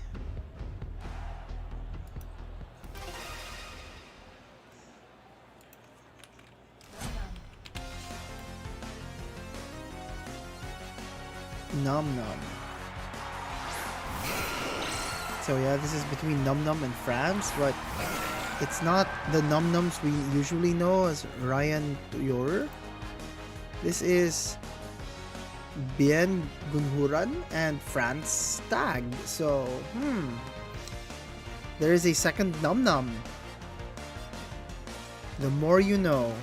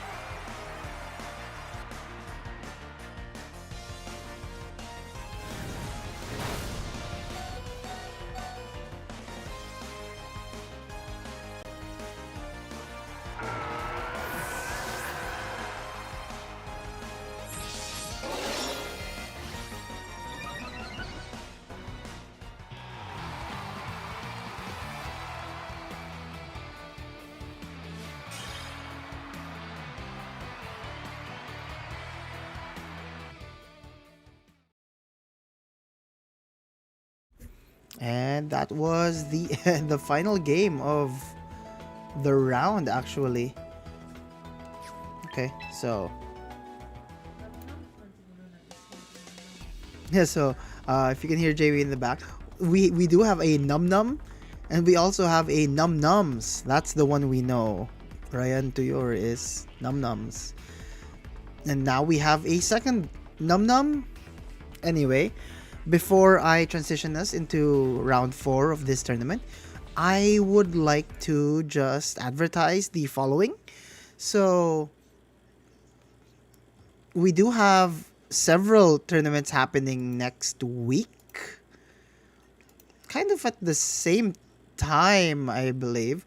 Well, not technically at the same time, but let's start with the the Champions Cup 3. It's our resident, he's a national champion, Kun. Again, shout out. The password is actually Luzviminda. You can go to Pokemon Champions Philippines or Pilipinas Got Pokemon's Facebook groups, and you will find the tournament link there. You can also find it on Limitless, but there is an entry code. The entry code can only be found if you are in the Philippine groups. So I kind of don't want to reveal that here in case that we have anyone from other countries who might mess with the scoring for this in the final league. Anyway, we do have 2 in-person tournaments coming up next week and the week after. If you are in Iloilo this weekend, if you are in Iloilo, the Eternal Twilight tournament is happening for both TCG and Champions. If you're there for the Champions tournament, it is going to be at August 9, Sunday, and there is a registration fee for both of these tournaments. If you're joining either TCG or VGC, there is a registration fee of 200 pesos. I'm not too sure what the prizes are, but there is definitely going to be prizes. On the other hand, the Dragon Ascent tournament in Baguio is free registration, and there will be some very nice, I believe, TCG prizes in store. So if you are in Baguio next week, August 15, there is the Dragon Ascent tournament. If you are in Iloilo this weekend, there is the Eternal Twilight tournament. But if you are just at home, not in Iloilo, not in Baguio, or you could very much still be in Baguio or Iloilo, and you want to join the Kun's Champion Cup, that is also happening this August 9, and that does have a major prize pool. So again, please check out the tournament pages themselves. It should be very available there on the Pilipinas Got Pokemon Facebook group or the Pokemon Champions Philippines groups. So yeah, I will now transition us into round 4.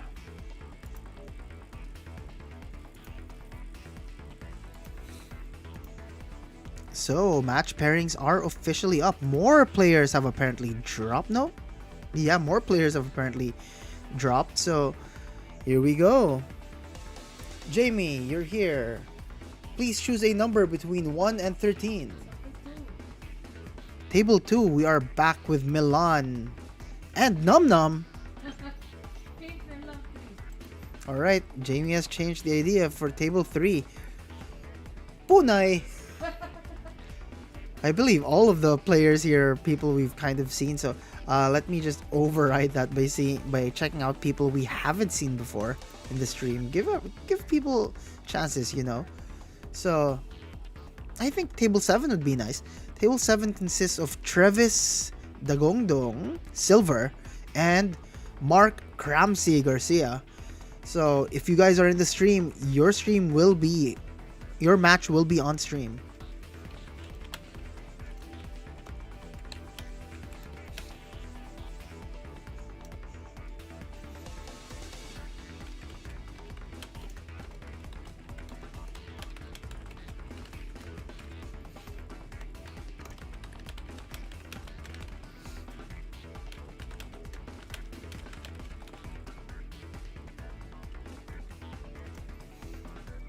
I'm so inclined to just make the room. Maybe that could be a thing. But yeah, both players already have a room ready, so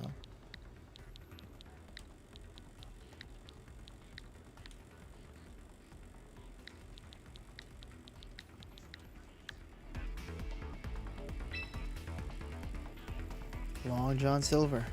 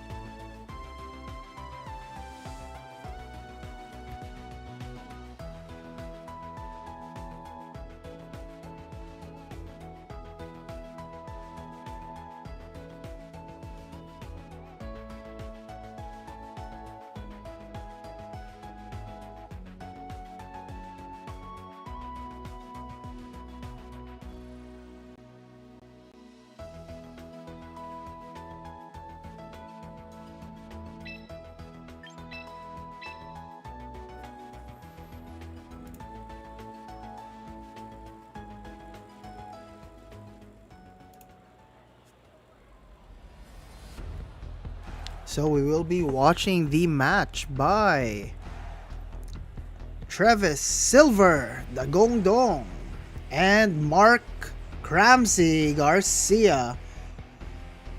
And what is this I spy? Is that a Avalug I see? Ooh, everyone loves seeing something not so common these days. Avalug. I kind of dig it, actually.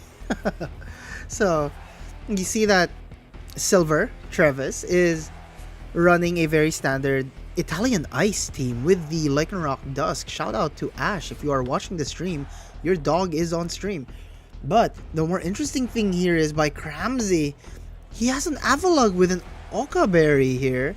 Raichu Y is his main mega, but even more interesting is he has a Hisuian Decidueye with a scope lens. So it probably just wants to go for the crits here with both Leaf Blade and Triple Arrows.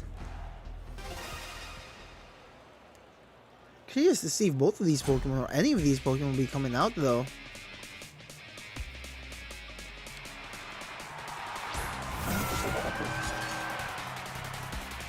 So we see that Silver will be leading with Scoville and Sneasler, whereas Cramsey will be leading with the Melodic and Kingambit. Not exactly a bad lead for either of them, but this could swing either way depending on how well we actually go. See how this happens? I don't know. But Sneasler being... Sorry, my dog has moved my table. The Melodic here on Cramsey's side is a Icy Wind, Ice Beam Scald. It is just triple attack. No, it does have leftovers and competitive, but yeah, it doesn't really have anything to boost itself with. On the other hand, Kingambit here really does not want to be hitting into the Scoville and getting burnt. And yeah, Silver will be calling back his... He'll be calling back the Sneasler and sending out the Kingambit. If the Melodic on Cramsey's side has opted to go for an Icy Wind, it is going to speed up this Kingambit. But Cramsey's Kingambit has chosen to protect itself, while Giga Drain will be popped into that Melodic from the... No Rage Powders here either. Scald will not be going into the Scoville either. Instead, it smacks right into the Kingambit. No burns though, so that's good to see.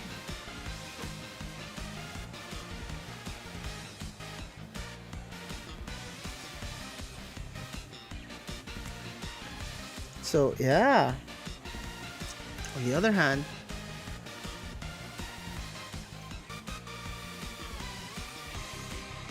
both the Kingambits are still in pretty good positions here, but if the Scovillain on Silver side opts to go for a Rage Powder, and it does, the King Gambit on Cramsy's King Gambit does not want to be poking into that. Scald will be hitting into the Scovillain, but will not really be doing all that much damage. 34%, respectable, but not too much. And the King Gambit on Silver side has opted to go for the Swords Dance, seeing as that's probably very free here. Kowtow will be hitting the Scovillain, successfully burning the Cramsy for King Gambit. The King Gambit for Cramsy. Apologies. Yeah, both Pokemon on Cramsy side appear to be burnt now because of this King Gambit, but well, Melodic doesn't really care, in fact, in several generations. In singles, Melodic actually doesn't run competitive, but yeah. Sucker Punch will fail though, and instead Scald will be poking into that King Gambit. While it goes for a Kowtow, yeah, Kowtow will seal the deal on the Melodic. Life Orb showing exactly why it's so powerful. Batra, the King Gambit on Cramsy side, is not doing too well with that burn. It's not going to be able to do as much as it wants. This Garchomp will be able to knock out this King Gambit though. Will be able to knock out Silver's King Gambit, but if it goes for an Earthquake, that's probably the last it's going to be able to use that effectively, just because Earthquake will be proccing the Spicy Spray, Spicy Extract, Spicy... the ability of the King Gambit. I mean the Scovillain. Yeah, the Scovillain will be going down, but Spicy Spray will be burning that Garchomp. It goes down, but at what cost?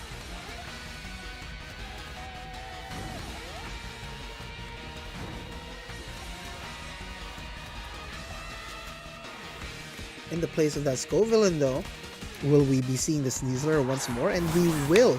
We will not be seeing the Frostlass or the Lycanroc, but if I had to wager any guesses, I'm going to guess that the Basculegion is the one in the back for Silver. Yeah, King Gambit will have no problems using Sucker Punch into that Garchomp with a +2. That's just gonna take the cake right there. And Sucker Punch will go into the Sneasler, but then Sneasler probably doesn't... Okay, critical hit despite the burn. It did do some damage. I was about to say, wow, it's a lot, but yeah, King Gambit will be eating a close combat from this Sneasler and will also be going down. Silver successfully gets the double KO into Cramsy.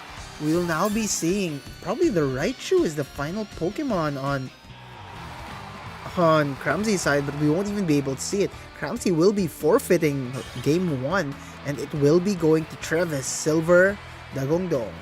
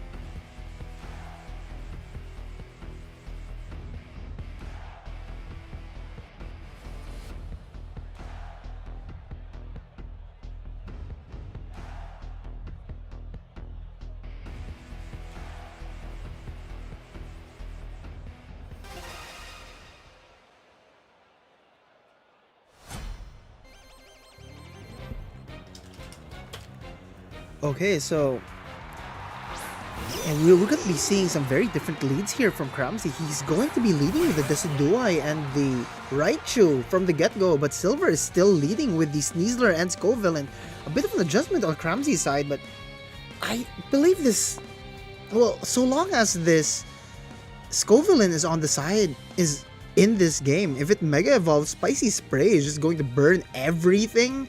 So, not exactly something the Decidueye is going to appreciate, but if the Raichu successfully gets the Zap Cannon, Focus Blast, Fake Out, whatever it wants to do into that Scovillain, as long as it knocks out the Scovillain without the Scovillain spreading the burns too much, it should be okay. Sneasler on Silver Sneasler will not be faking out or anything though. Instead, both Pokemon on Silver side opting to protect. Zapking the Raichu will be trying to fake out the Sneasler but fail doing so. Dual Wing Beat coming from the Decidueye will also not connect. But you hate to see it. The special defense just went up for the Scovillain. This Raichu has its work cut out for it. The Moody Boost has raised special defense and dropped attack, something that this Scovillain is gonna have zero problems. In fact, it probably really relished that.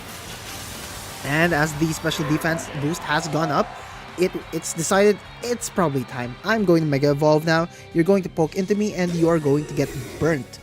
Cramsey's Decidueye commands it to just, okay, I'm gonna protect here, trying to make sure that I don't get burnt, don't get hit by any Dire Claws. But yeah, the Scovillain will be using Rage Powder, making sure that any attacks go directly into it. Gets paralyzed, a little status for you, a little status here. My burn for your paralysis. Was that enough of a trade for you? But yeah, the protect was on call. Sneasler successfully whiffs into the Decidueye, who dodged that Dire Claw very well. Cramsey commanding his Pokemon quite well here. Zap King the Raichu did get a burn, and we saw that Zap Cannon barely did anything into that Scovillain. That is the strongest move that this Raichu has, however, it is resisted. Perhaps Focus Blast would be a little better to use in this scenario, but it doesn't have a defense boost, so there's a shot that this Decidueye will be able to knock it out, provided it doesn't get burnt first. But yeah, Sneasler will be using close combat into the Decidueye. Not the most effective thing, a bit neutral. Will be recovering using the White Herb, so no defense drops for this Sneasler here. And Dual Wing Beat connects into the Sneasler, into the Scovillain, but mid Wing Beat, you get the burn. So this second hit is going to do even less damage. And as we've seen before, the damage here for that Scovillain, it is still in a very, very, very nice position to just, I think I'm pretty safe on the protect here. Whereas this Sneasler he's gonna be able to go for close combats into either the Decidueye or the Raichu with practically zero problems.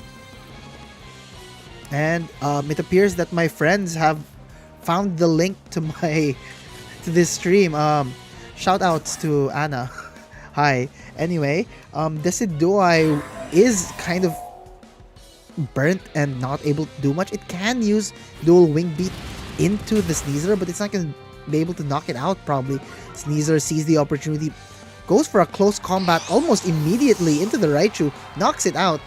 This Decidueye goes for another Dual Wing Beat into the Scovillain, but does not succeed due to it protecting itself. Silver is just having the time of its life with the Scovillain here. Now this Garchomp back out here, but with Scovillain still in the match, Garchomp's not gonna have any fun here if it gets burnt as well. Burn, for anyone who doesn't know much about Pokemon but is in the stream, burn halves the damage of all physical moves. So Garchomp is a physical attacker. It can knock out the Scovillain with a single Earthquake here, but it's going to get burnt, and it does not appreciate that because Garchomp really wants to dish out as much damage as it can. Whether it connects, makes contact or not, Spicy Spray will really proc here. So yeah, Rock Slide connects into the Scovillain, but the Sneasler protecting itself. Sharking the Garchomp will be burnt and on the back foot almost immediately. The Life Orb kind of not doing Life Orby things here. Dual Wing Beat will whiff into the Sneasler due to the protect. Silver is just playing this very masterfully, making sure that his Scovillain is the one constantly being attacked. Now that it's not even on the field and the Mega on Cramsey's side is also gone, it really makes you wonder what's left in the back for Cramsey. Silver will be subbing in the Basque Legion for the Scovillain there. And, well, let's take a quick look. I just need to... It is a Citrus Berry variant of Basque Legion. It does have Protect. And not that it really needs to Protect here anyway. Even if the Decidueye were to go for a Leaf Blade into this Basque Legion, super effective, be that as it may, it's still burnt. You're gonna have to pray for a crit for all that extra damage. But we won't even be seeing any of that happen. Dire Claw connects directly into the Decidueye. So if it wanted to go for a Leaf Blade, that's definitely not happening anymore. The Garchomp goes for an Earthquake, will knock out the Sneasler even through the burn, but will do a measly 28% into the Basque Legion. Basque Legion, though, still in a good position to attack. It's probably going to go for a Wave Crash here, but it does not. Goes for a single boosted Last Respect, and it is enough at 100 base power. Now, we're finally going to know what the very last Pokemon on both of these players are going to be. Is it the King Gambit, the Melodic, or the Avalugg? I hope it's the Avalugg. That would be really fun. But yeah, King Gambit and Basque Legion are going to be the last Pokemon on Silver side, and it is a very menacing combo. Botcha, the King Gambit, will be coming out for Cramsey, and well, it's one King Gambit versus the Fish and another King Gambit. But looking at the sheets here, none of them appear to have low kick, so well, this is gonna be a long game. King Gambit, Silver's King Gambit will kowtow into Cramsey's King Gambit, but the Life Orb will be chipping 10%. On the other hand, Iron Head goes... Oh, okay. Critical hit. Excuse me, took a glug of water there. But yeah, the Silver's King Gambit is observed to do a lot more damage than Cramsey's King Gambit. That was just by luck of a critical hit. But yeah, Sucker Punch will fail into the Basque Legion because Aqua Jet is of the same priority, which means that this Basque Legion, so long as it keeps up the pressure of the Aqua Jet and the other King Gambit, Silver's King Gambit, constantly poking it out with Kowtow Cleaves, the King Gambit on Cramsey's side is not going to be able to win this. This might just be it. Silver is probably going to take this game 2-0. Not that I'm cheering for anyone, but well, it's not looking good. We also see that Silver's King Gambit is slightly faster than Cramsey's, and with another Aqua Jet and Kowtow Cleave combo, Cramsey's King Gambit goes down to that Kowtow, and yeah, Silver will be winning this game and the set.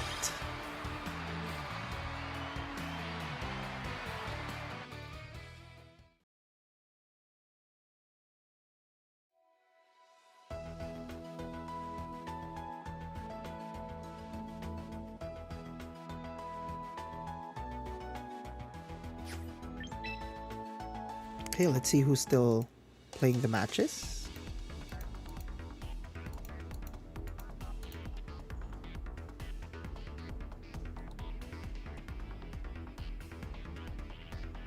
Quite a few. Now, Jamie did want to spectate this match. Oh, what good timing. Jamie wanted this match to be the stream match for this round, but since they were already on stream earlier, I opted, yeah, no, they're okay. They don't need to be streamed again. But it appears they just started game 3. So this is gonna be Bien Gunhuran and Milan Nikwigan. So Num Num, that's not Num Nums, versus Zenith. I'm not gonna be fully casting this, guys. I'll be interacting with the chat left and right, but yeah.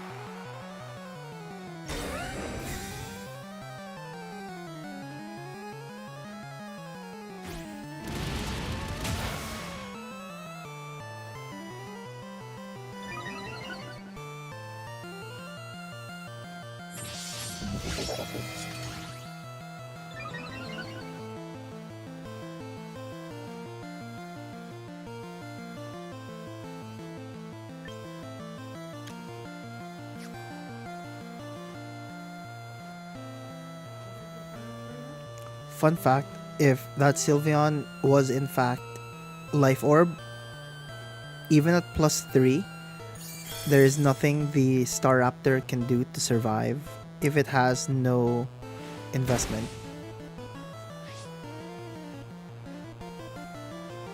With Hyper Beam.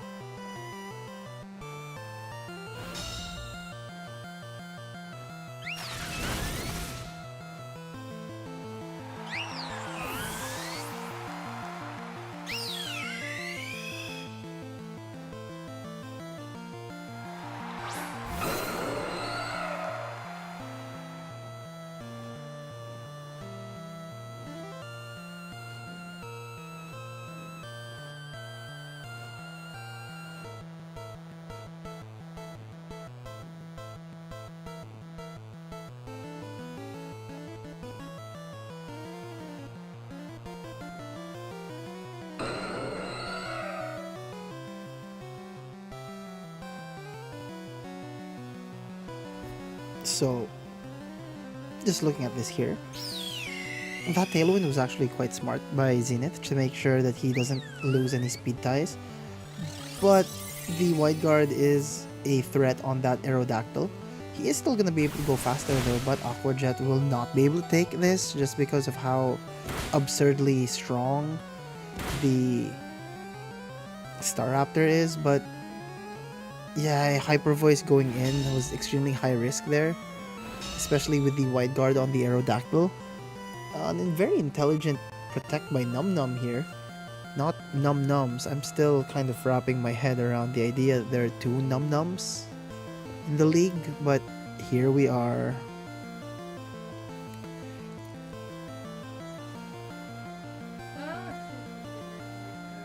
So yeah, Wide Guard might have sealed the deal there, but it's not over yet. Will this be another Wide Guard? A Protect. Okay. Wing Beat will be hitting into the Raptor, but is this gonna be a Hyper Beam? Yeah, it's a Hyper Beam, but not into the Aerodactyl. Tailwind peters out. Num Num might be taking the game from Milan here.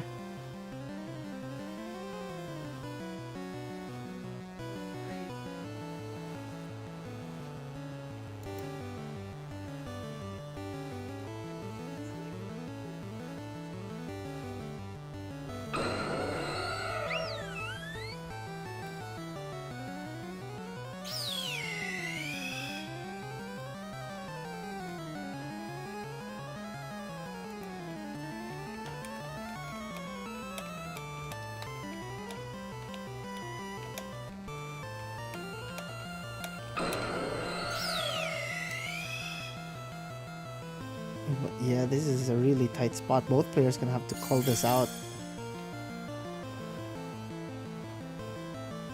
Oh, Rock Slide will be calling it out. What? Oh, the miss! That was huge. Okay. Huge miss. Oh, this is getting... I should have casted this from the get-go.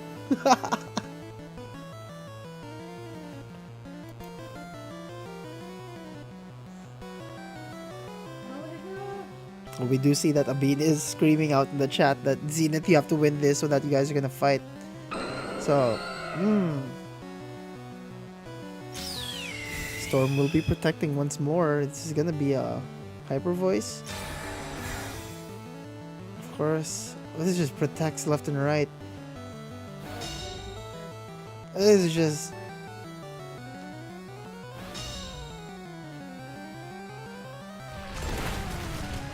Okay.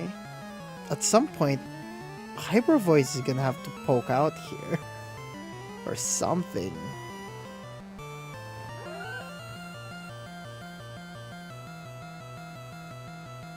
I believe that the Sylveon will be able to one-hit KO the Aerodactyl. But the Sylveon is also very much needed to knock out the Basque Legion. Ooh, Aqua Jet. Quick attack. But will this be enough? Rock Slide? It's not enough. Okay. Oh, but yeah, that might have sealed it.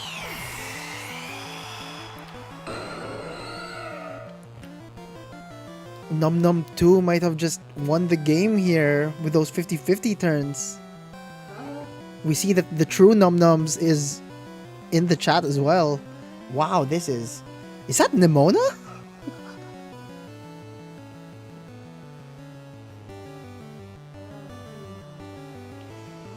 Num Num 2 is also Nimona?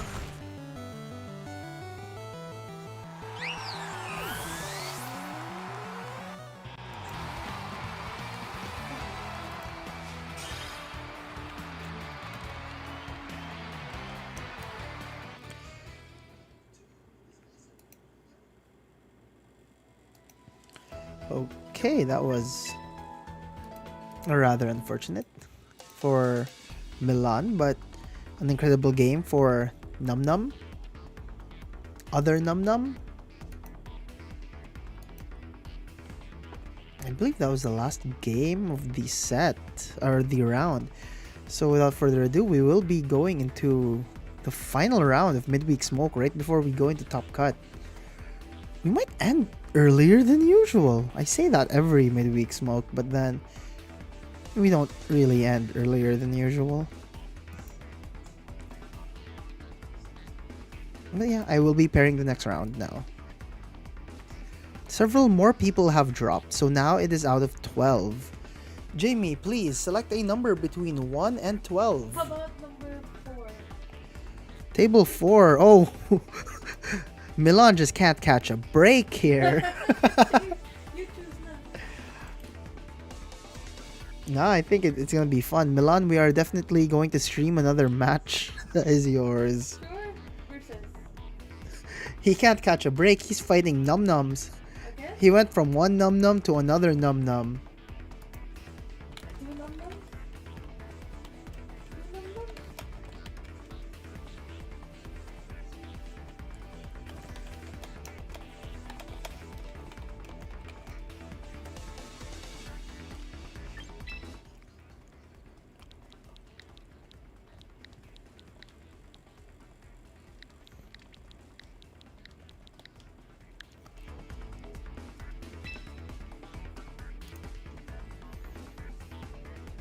Alright, so we are gonna be... Milan just can't seem to catch a break.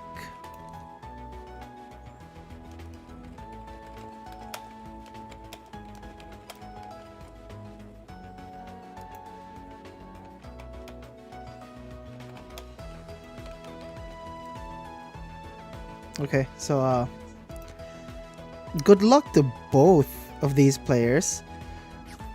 Num Nums and Milan. Milan really can't catch a break. He went from fighting one Num Num to another Num Num.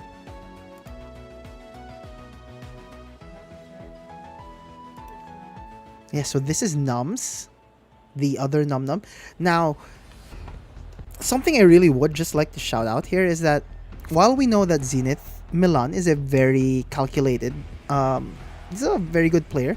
Num Nums, this Num Num, Nums, Ryan Christian Tuyor, something we kind of talk about every now and then is he just kind of does his own thing and we never really understand what he's doing. Because I remember one of our players here in Cebu going, I lost to a regular Swampert, and this regular Swampert is once again back on the field. And Num Num just goes for apparently like the craziest reads, and you love to see it. So Nums here will be leading with, oh my god, he will be leading with her Chaladon and Swampert, who are named after prominent VGC players here in the Philippines as well. Whereas Zenith Milan will be leading with Raichu, and he will be mega evolving that Raichu and King Gambit. Now the thing is, this Raichu though does not have Grass Knot, so it's kind of helpless against this Swampert. But the Swampert will be protecting itself, making sure that it doesn't get hurt. Or it's, well, Num Nums here. Nums is trying to scout out whatever Milan was trying to do. Fake out pressure denied.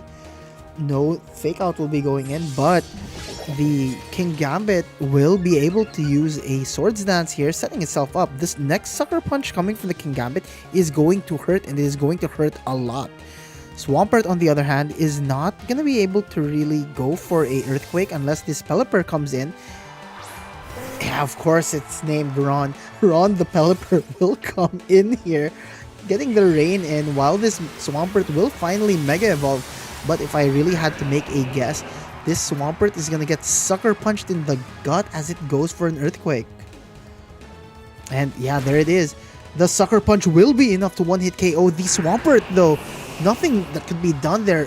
King Gambit +2 with a Life Orb is just so polarizingly powerful. Focus Blast from the Raichu will connect into the Pelipper. No misses here with no guard, but that could have been a Zap Cannon, but that was resisted. Of course, the Sneasler is named Shotty. They're named after his teammates. It's fantastic. We have the regional league going on, but yeah, of course. So the Sneasler is here and back again with the Fake Out pressure. This Sneasler does not have Protect, but it can use Fake Out into either the King Gambit or the Raichu just to buy a turn. Whereas the Pelipper will be able to go for a Weather Ball or a Hurricane of its choice, but it's not going to do a lot of damage. Ron, the Pelipper, will be called back, and tagged in will be this Archaludon, but Zenith sees, I don't always need the full boost here. He swaps out the King Gambit for the Farigiraf, afraid that it's gonna get hit by close combat by the opposing Sneasler. But Zap Cannon connects into the incoming Archaludon and will be paralyzing it, but will be boosting it slightly because of that stamina ability, which raises its defense each time it gets hit. On the other hand, Farigiraf will be eating a close combat, will be brought down to its Citrus Berry, heals up, but then that did so much damage. Another close combat might not be able to take it down, but if it gets doubled up by both the Archaludon and the Sneasler, this Farigiraf is not going to be able to go for any Trick Rooms. So Cyclops, the Raichu, I was going to say Pikachu, it looks so much like a Pikachu, will be protecting itself, and protect itself well it did. The close combat will be smacking right into that from the Sneasler, but then Farigiraf goes, you hit me in the earlier turn, I'm gonna do the exact same thing. Hits it with Psychic, Sneasler goes down, while this Archaludon goes for an Electro Shot, but who is it aiming for? Yeah, Electro Shot boosts its special attack each time it manages to use the move, but it will be using that Electro Shot into the Farigiraf. Again, not enough to knock it out, but that integral special attack boost might be enough on the next turn. So long as Rain is still up, this Archaludon is a massive threat. Then again, Focus Blast exists from the Raichu, and that is very super effective into this Archaludon. On the other hand, Pelipper can do things, I suppose. It can immediately threaten with Hurricane or Weather Ball into the Raichu, just try and get rid of it though. Yeah, Weather Ball will be hitting into that Raichu, but will it be enough? It is not. Raichu survived with just 3% though. I don't think that's what Milan exactly wanted. With the Trick Room up, the Raichu still being there is kind of in an awkward position because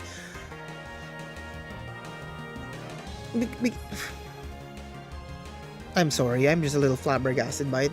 The Raichu still being there means that whatever can take full benefit of the the Trick Room cannot come in, and unfortunately there's also going to be another paralysis proc on the Archaludon, but turns out that doesn't matter, I guess. Rain has stopped, and I suppose at this point Milan might be able to stall out his own Trick Room, or he's going to do the forbidden technique of protecting his own Raichu and then Trick Rooming to return the dimensions together. But if Nom sees this, he could just go for it, but then it appears that Milan really just wants his Raichu to go down here. Flash Cannon will connect into the Raichu and knock it out finally. So Raichu goes down. Whatever wants to take full advantage of this Trick Room, most likely the Sylveon, is going to come out. And yeah, I was right. The Sylveon is in the back and it's ready to take full advantage of the last 2 turns of Trick Room.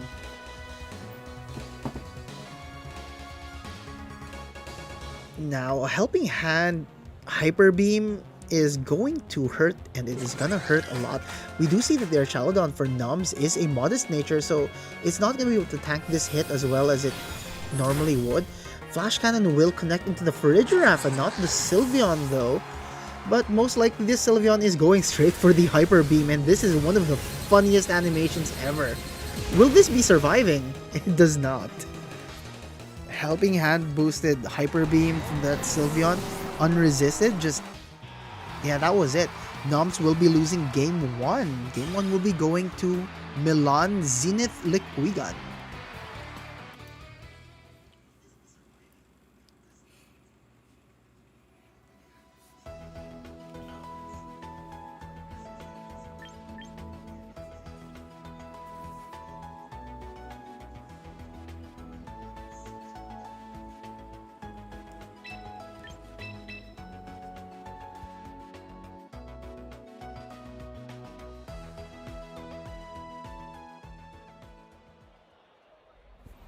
We saw that in the previous game during team preview, both players kind of chose their Pokemon and just went, yeah, let's rock. Barely 30 seconds went by. I'm gonna wager that they're probably gonna think about these leads a little more. Nums did a pretty interesting thing there, but his usual Wild West tactics really just didn't appear to work that time.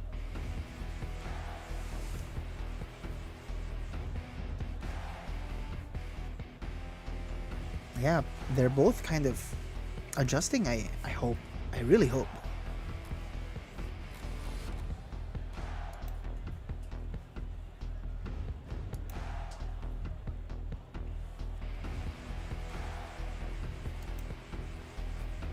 Yeah, both players are now really choosing. Then Milan can just do the exact same thing as before.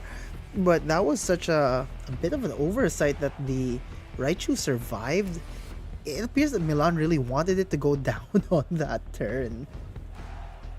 I'm more curious to see if this Jolteon is gonna make an appearance or if Nums is going to swap into the Raichu mode. The more interesting thing here is Raichu is... That's not Raichu Y. That's not Mega Raichu Y, that's Mega Raichu X with the Electric Surge ability. And here we go, Game 2 will be commencing.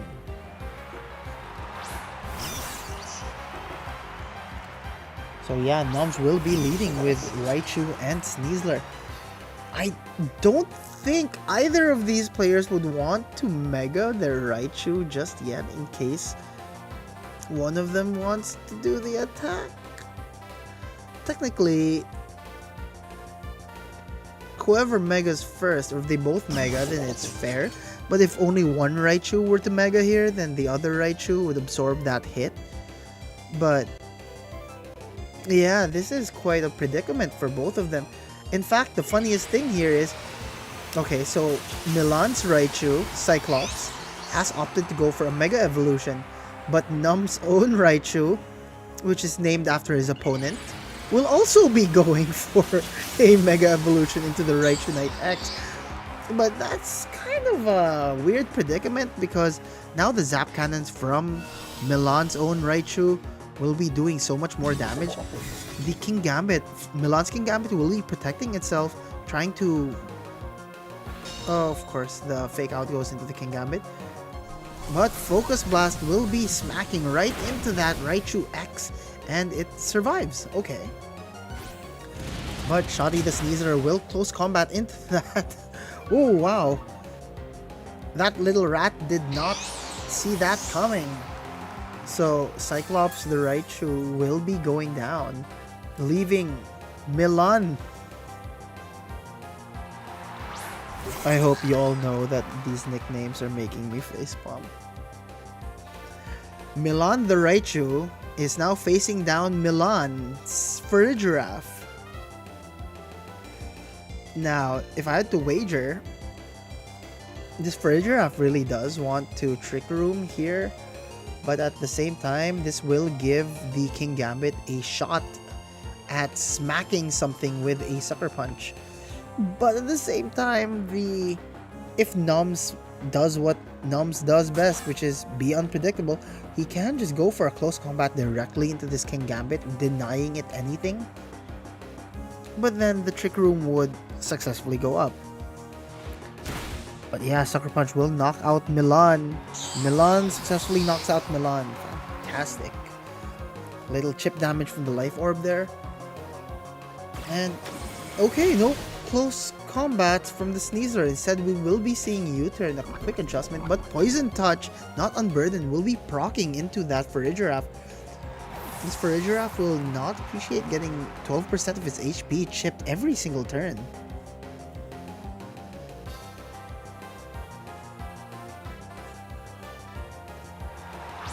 And yeah, Nobs is able to just bring in this Archaludon, no problem.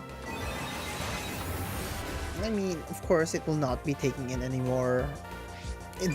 What a fantastic switch there, by the way. The U-turn was enough that while he didn't sacrifice it, you know, taking in a Psychic from the Farigiraf, he did manage to proc one one proc of the stamina on the Archaludon, and this Sneasler is in a prime position to just come back in. Or of course he can just send in the Pelipper and enable this Archaludon to high heaven.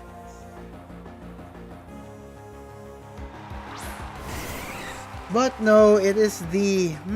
of course he names it after another teammate. It is the Jolteon. There is no Pelipper, no Swampert on this team right now. There is no rain mode.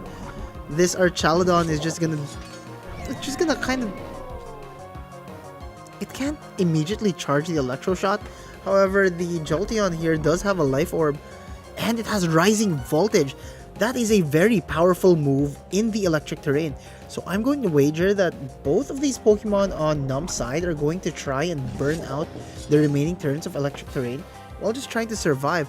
There is no Aura Sphere on this Archaludon though, so it's not going to be able to one-hit KO the King Gambit.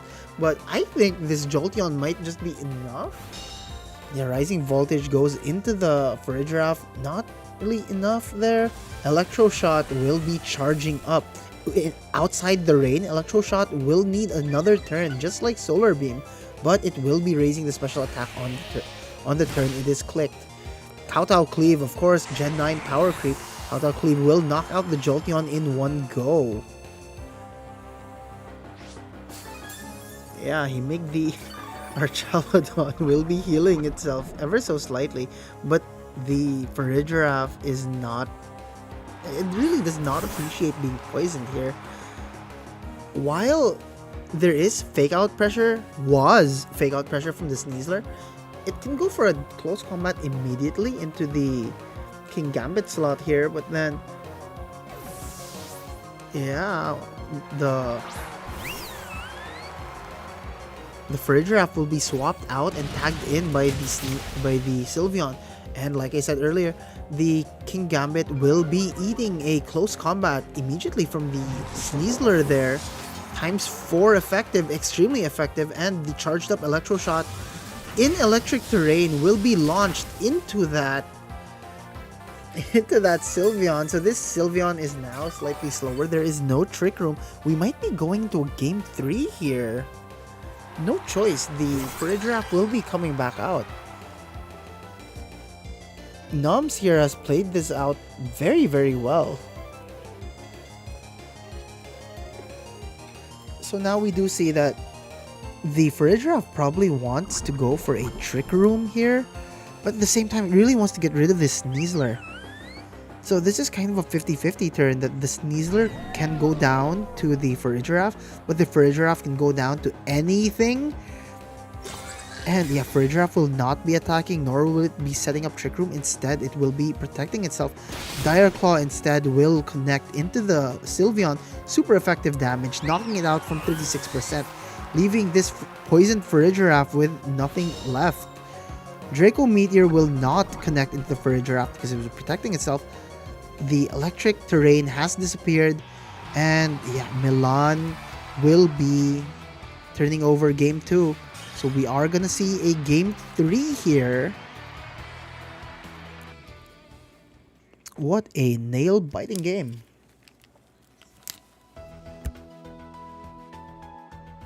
Oh, fantastic adjustment by Nums there.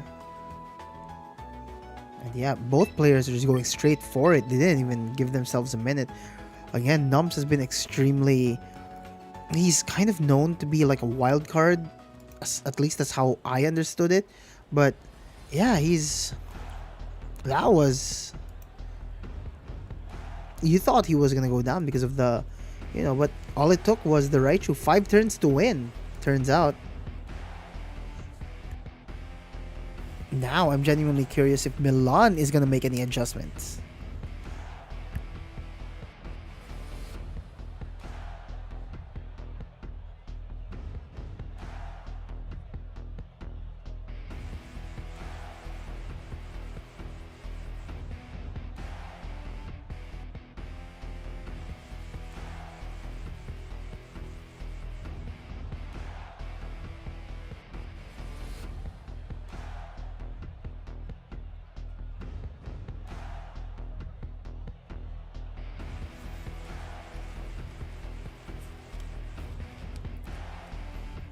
Also, slight shout out to Choco Mucho for providing me with snacks. They didn't provide it really. I just went out to the store to buy some earlier with Jamie, but they have Oreos now. That's a thing. Anyway, Noms will be leading the exact same way he did in game 1, which might put him a little more, which might make him a little more predictable here. All things considered, this Archaludon is in a pretty clean position to just switch out into the Pelipper. At the same time, this Swampert is also in a very good position to just switch out into the Pelipper. And either of these Pokemon benefit greatly from the Pelipper coming in with Drizzle. Pelipper, for all those uninformed, has received Drizzle ever since the 7th generation, so it has the exact same ability as Kyogre. If you told me many years ago as a kid that, hey, Pelipper is going to be the best Pokemon from the Hoenn region, I'd call you insane, but nah. It is what it is these days. Yeah, for all uninformed, Pelipper is widely considered the best Gen 3 Pokemon somehow. And yeah, Pelipper, here he is, Ron. Go Trico, shoutouts. He'll be coming in for the Swampert, and no shot that unless Milan took a hard read into that slot for a Zap Cannon. Yeah, he made the Archaludon will be dropping a Draco Meteor into the King Gambit slot, but unfortunately that did not do anything.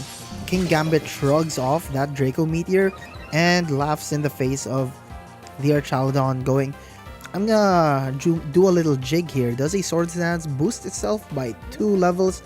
And yeah, it did a little dance while seated. Ron the Pelipper here will be protecting itself, not wanting to get hit by any Zap Cannons. Of course, Zenith goes for the Zap Cannon into the Pelipper. You want to get rid of that thing as fast as possible. But the Archaludon already has lost 2 levels of special attack. It's gonna want to bring that back with several Electro Shots, but these Electro Shots are not going to be able to do a lot of damage. We saw a stab boosted Draco Meteor not do much. And of course, another... He's just dancing some more. He's just dancing there menacingly. But yes, the King Gambit on its little seat is doing a little jig. And it's now at +4. So okay, so no Zap Cannon will be affecting this Swampert though. The Pelipper strategically went... Such a strategic switch there by Nums. Switching the Pelipper out for the Swampert. And yeah, Electro Shot will once again be coming from the Archaludon, connecting into the King Gambit. But yeah, King Gambit has yet to move. Kowtow Cleave will be connecting into this Archaludon, knocking it out in one go. But Life Orb Chip is a thing. This King Gambit is still able to do a lot of things with 1% though. 1% is still a lot more than 0. And, well, if it gets faked out, it's definitely going down. But we also saw that this Sneasler is able to just run away with the game, provided it actually succeeds in poking out the... It just pokes out the Raichu with close combat. But we also know that this King Gambit probably has the capability to just Sucker Punch anything it wants.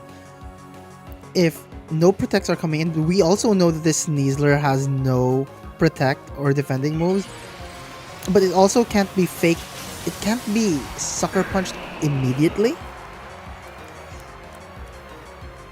Yeah, okay, so Raichu will be protecting itself. No Earthquake coming from the Swampert, clearly. So both King Gambit and Raichu will be protecting themselves. Fake out from the Sneasler will actually attempt into the King Gambit, but fail. Wave Crash will also fail into the Raichu. So now the Noms has a choice here. If he hard swaps into the Pelipper, then the Pelipper is saved from a Sucker Punch, but could eat a full-powered Zap Cannon. if he opts to attack with the Sneasler, the King Gambit is going to punch through it.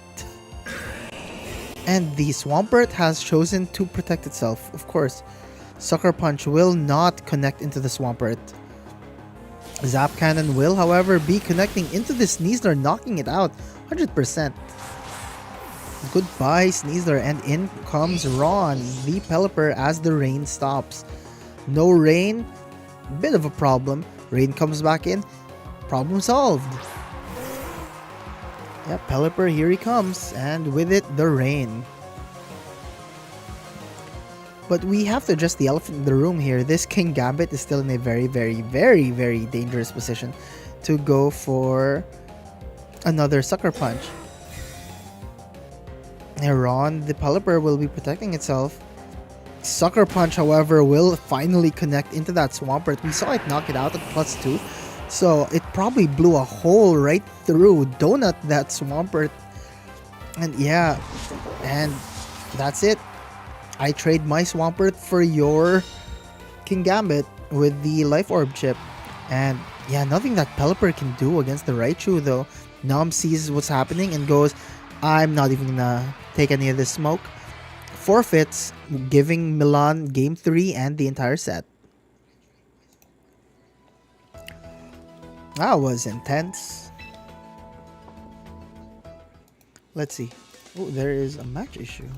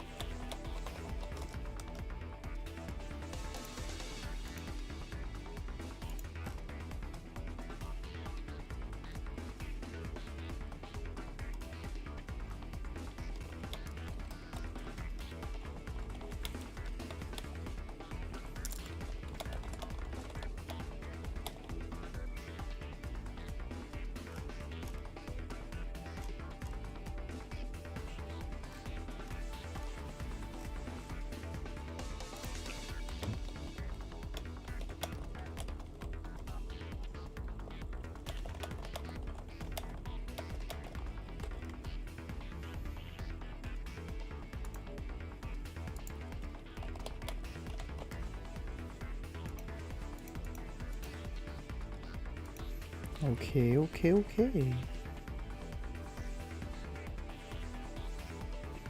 Oh, I didn't even realize. Okay.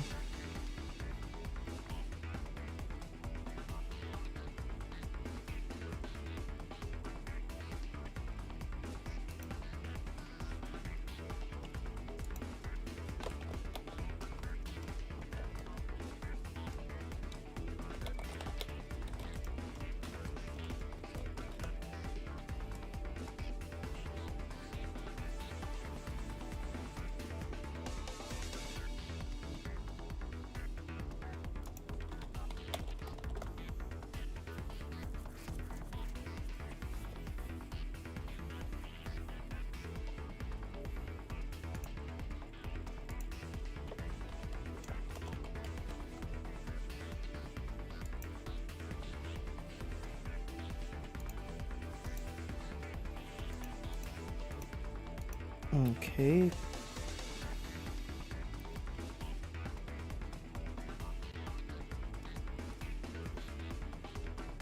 The matches appear to be finishing. 11 out of 12. Who is still playing?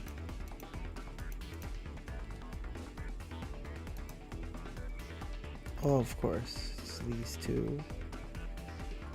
Oh, they appear to have just... They're in the middle of game 3.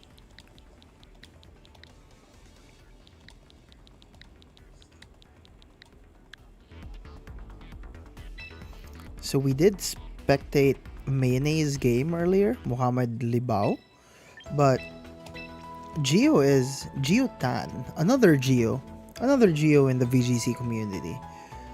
So Geotan is a doctor from Cebu who is an avid VGC player. And oh, what have we entered here?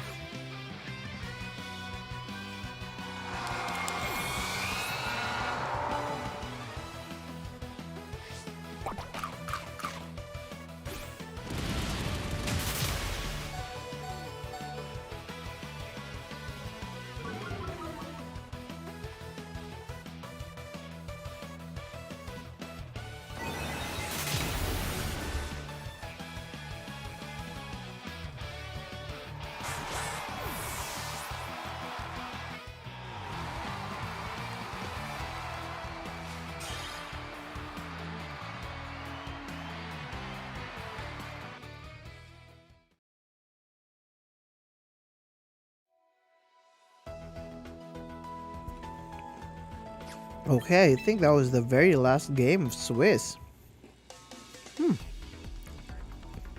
Three more rounds and we're out of here.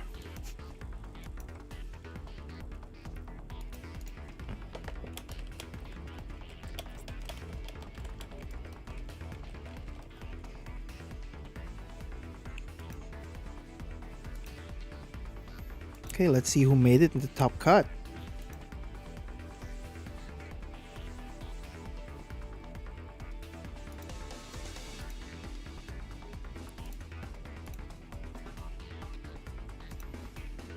Okay.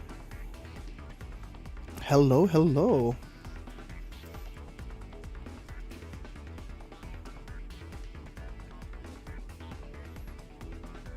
Let's spectate table 1.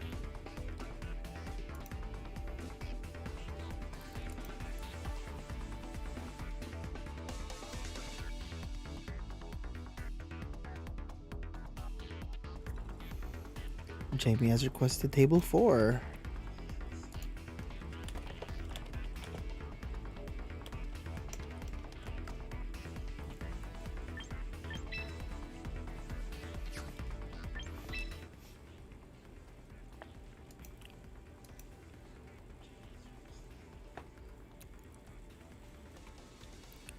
Okay.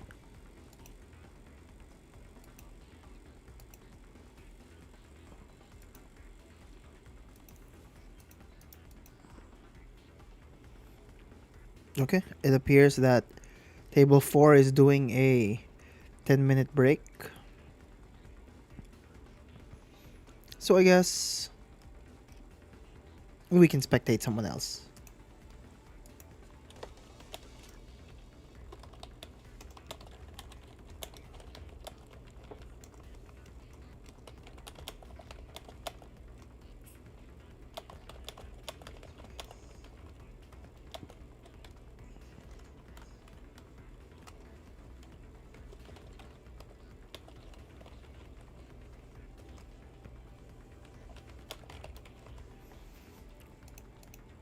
Okay.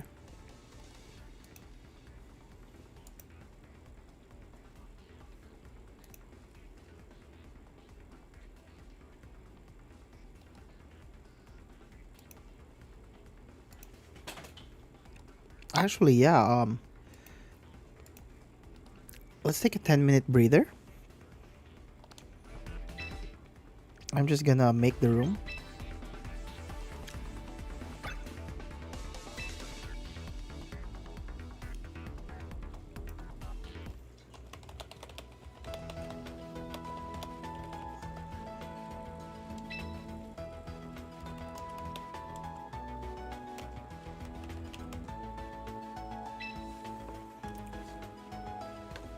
So this top cut match will be between Giotan and Vince Angel Punay, both players from Cebu. So, yeah.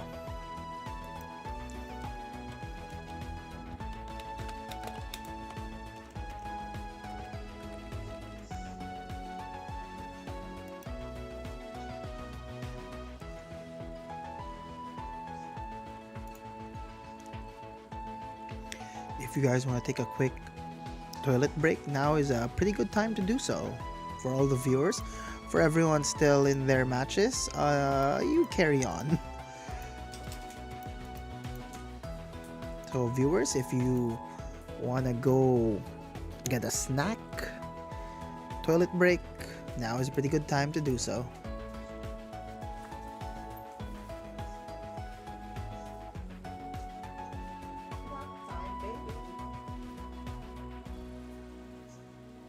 Time, baby.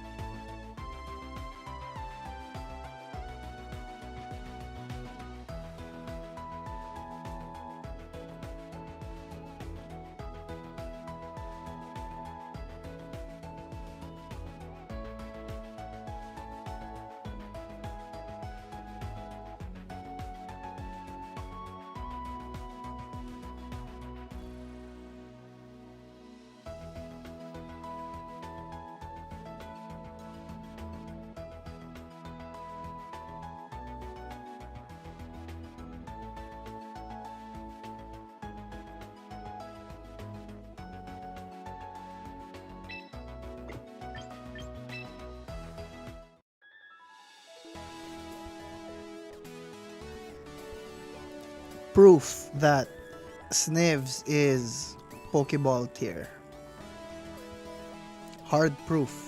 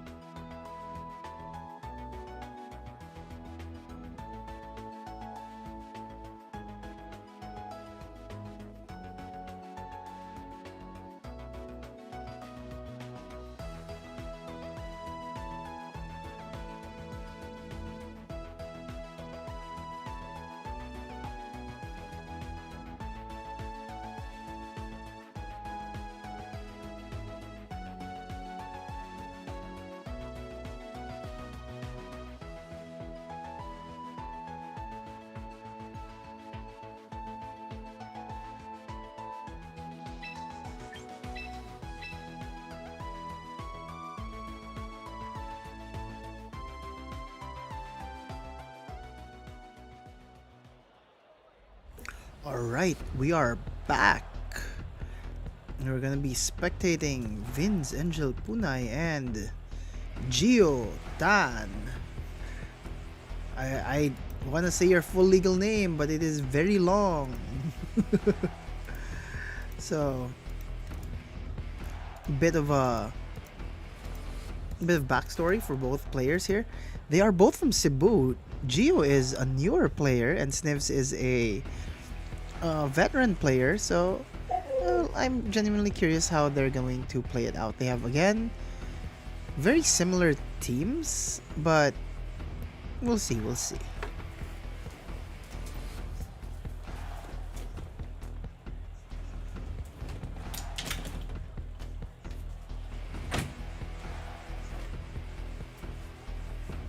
So they're both rocking their Mega Raichu Y here.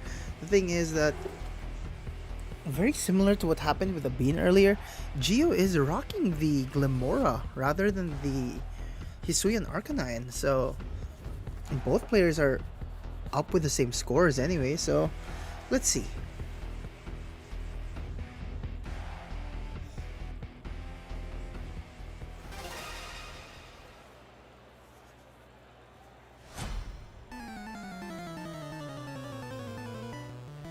Okay, so Gio will be leading with Raichu and Glimora here,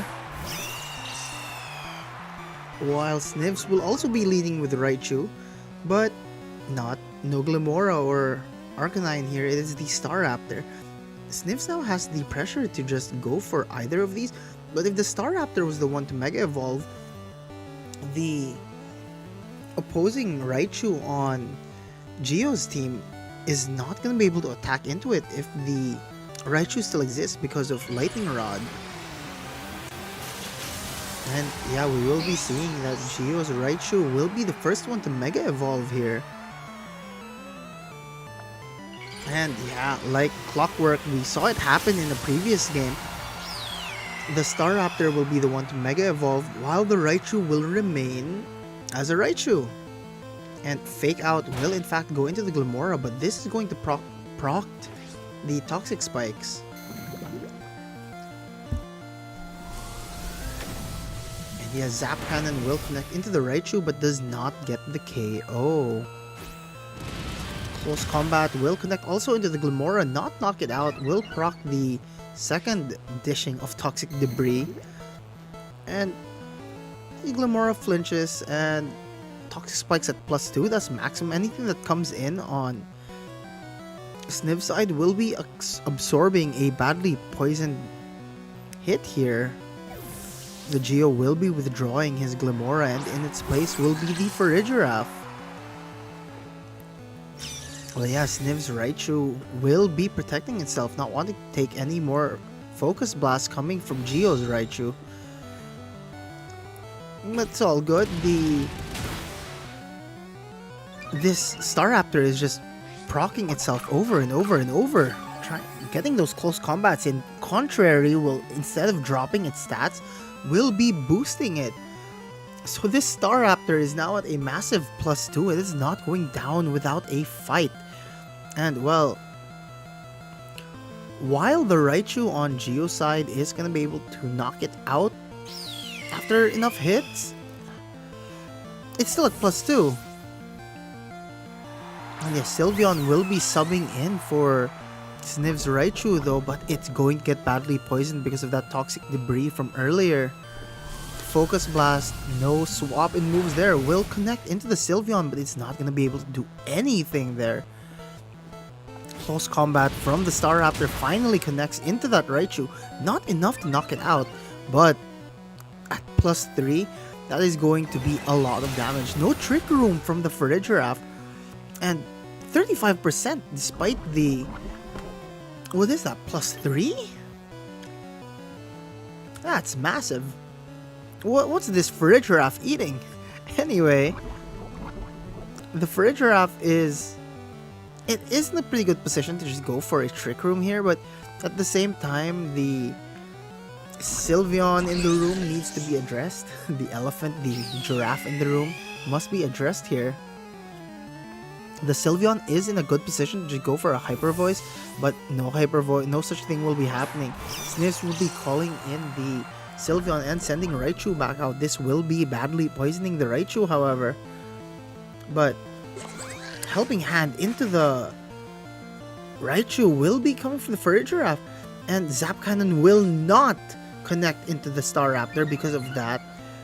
Lightning Rod from the incoming Raichu. Close Combat will go into that Raichu though, knocking it out. Mega Raichu Y, Mega Raichu down. A valiant effort, but the Raichu just wasn't able to do it.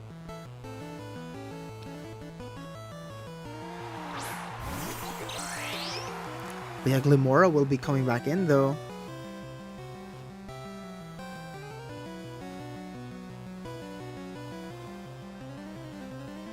So yeah, Glimora coming back in. A little worse for wear, but still in a pretty good position to attack. Now the thing is, Sniv's Staraptor, it does have Tailwind, but it doesn't have Roost, so it can't heal itself in any way, shape, or form.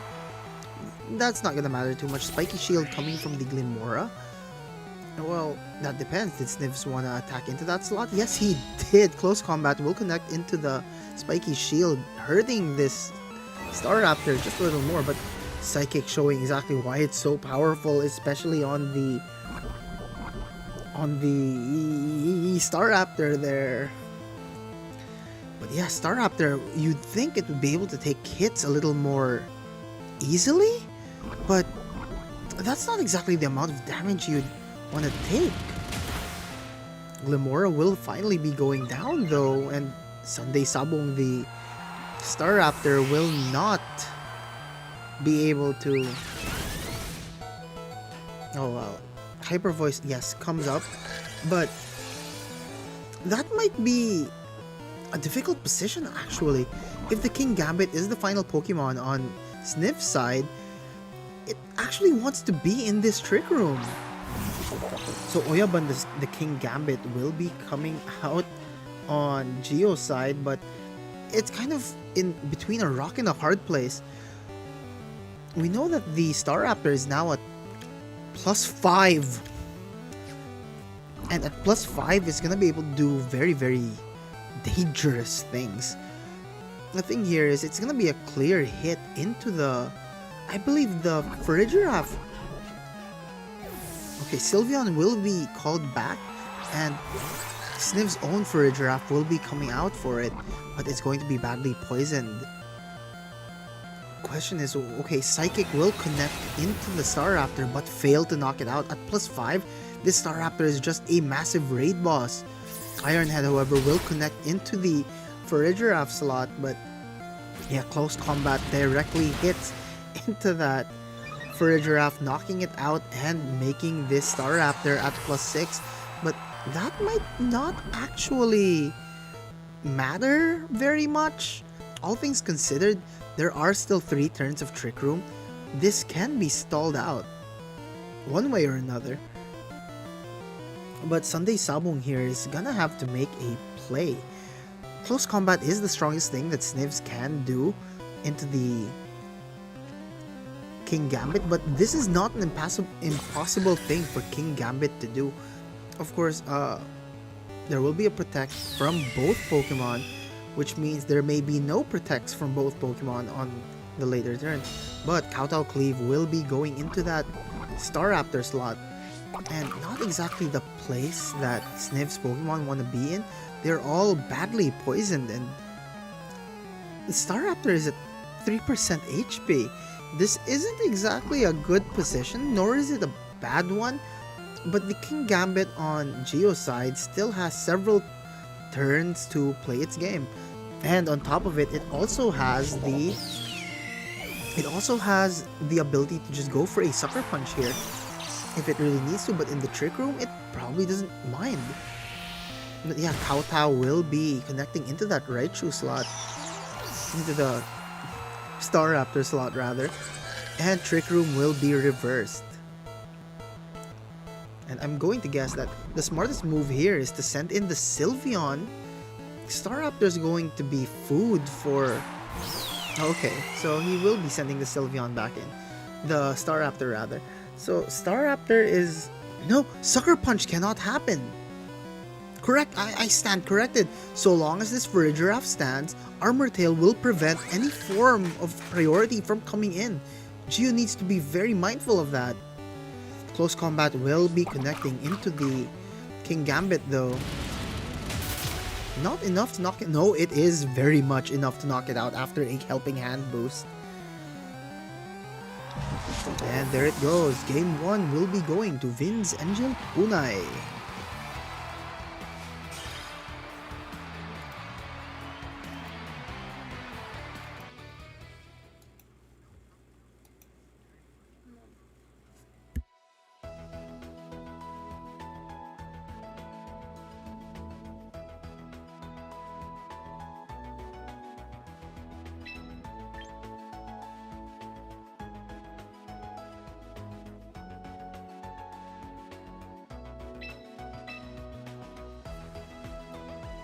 Alright, time for game 2.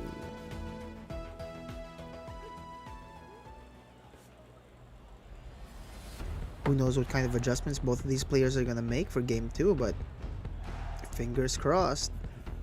It's gonna be fun. Of course, we always want to see a game 3, but I'm sure Snivs would want to close this out before any more games.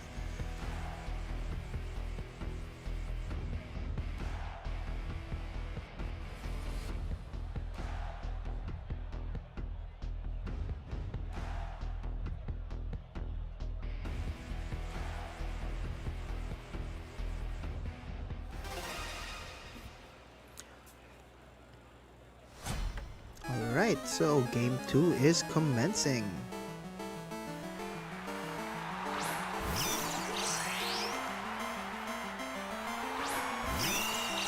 And both players have opted to lead the exact same way they led in game 1. Fantastic.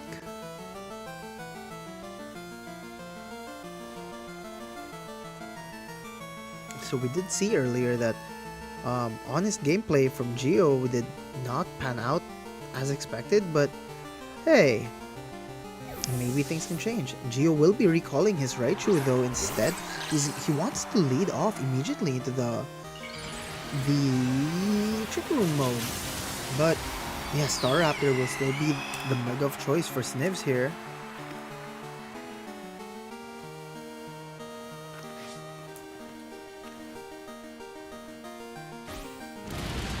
Yeah, Staraptor will be using Close Combat into that Farigiraf, but Farigiraf is 100% going to be eating that Citrus Berry, proccing it back up to 72%. Earth Power goes into the Raichu, does not knock it out. Not exactly a place it wants to be either.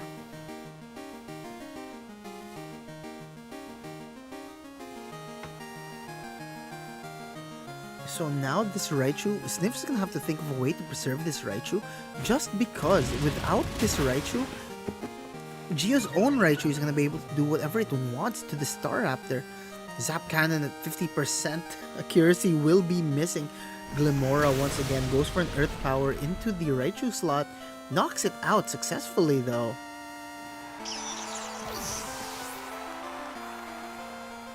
And yeah, Farigiraf, while the Staraptor isn't so bulky, it will be going for Psychics while it still can. Going on the offensive is definitely one of the choices possible, but then the Raichu on Geo's side can wreak a lot of havoc here. Same time, this Glimora has the direct advantage against this Sylveon.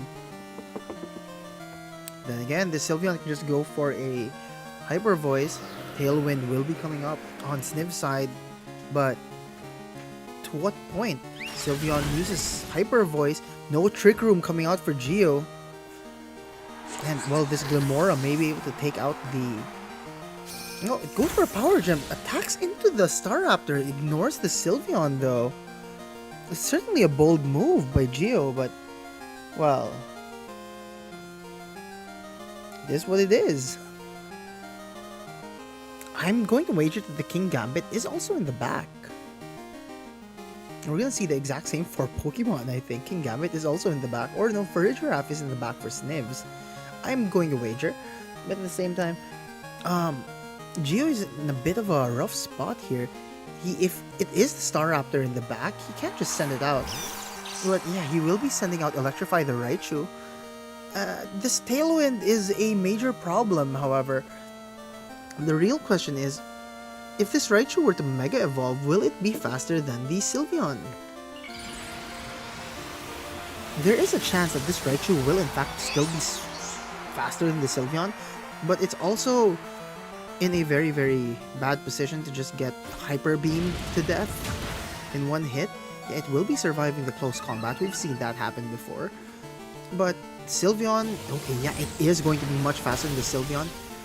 But Sylveon's probably going to close this out with a Hyper Voice here. And yes, it does. While it's not enough to take out the Glimmora, it is in fact enough to take out the Mega Raichu Y. That was a trade of trades. But Sludge Bomb coming from the Glimmora, not enough to take out the Sylveon. Still 2 turns, I believe, of Tailwind remaining. Geo is gonna have to find a way to stall out these Tailwind turns. So yeah, the King Gambit and the Farigiraf are in fact here.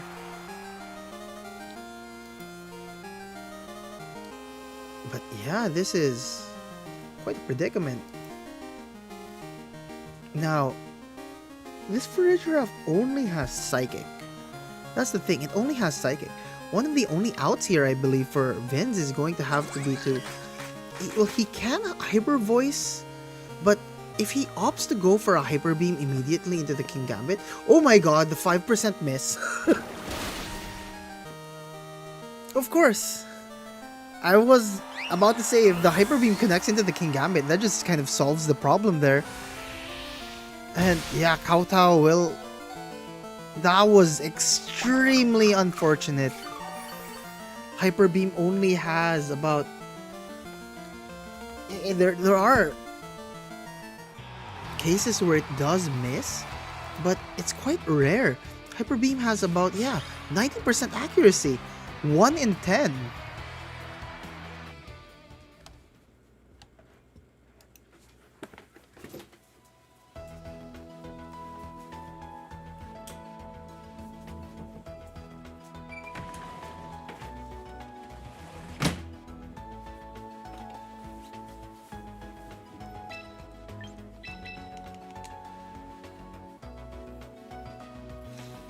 Okay, so both players are once again going for it.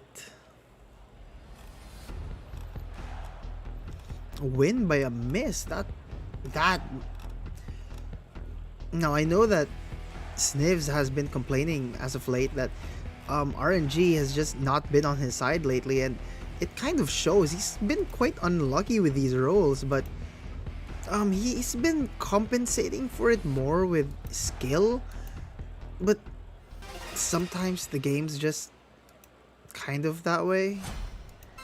Things just turn out that way. Happens. But yeah, for game 3, we will be seeing that Geo will not be leading with the... I mean, he won't be leading with the same leads before. He is instead going for the Staraptor mode.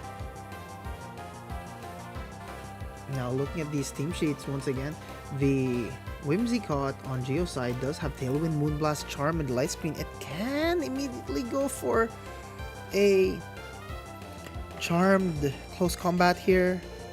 At the same time, the Raichu on Sniv's side is in a very, very nice position to just go for a Zap Cannon into that Staraptor slot. But Geo will not be having it. Instead, he's going to be sending in his Raichu. Fake Out goes into that Whimsicott slot, trying to bait out something, and Dual Wing Beat will not be connecting into that Whimsicott slot. A string of unlucky rolls here for Snivs. Crazy. But it does happen.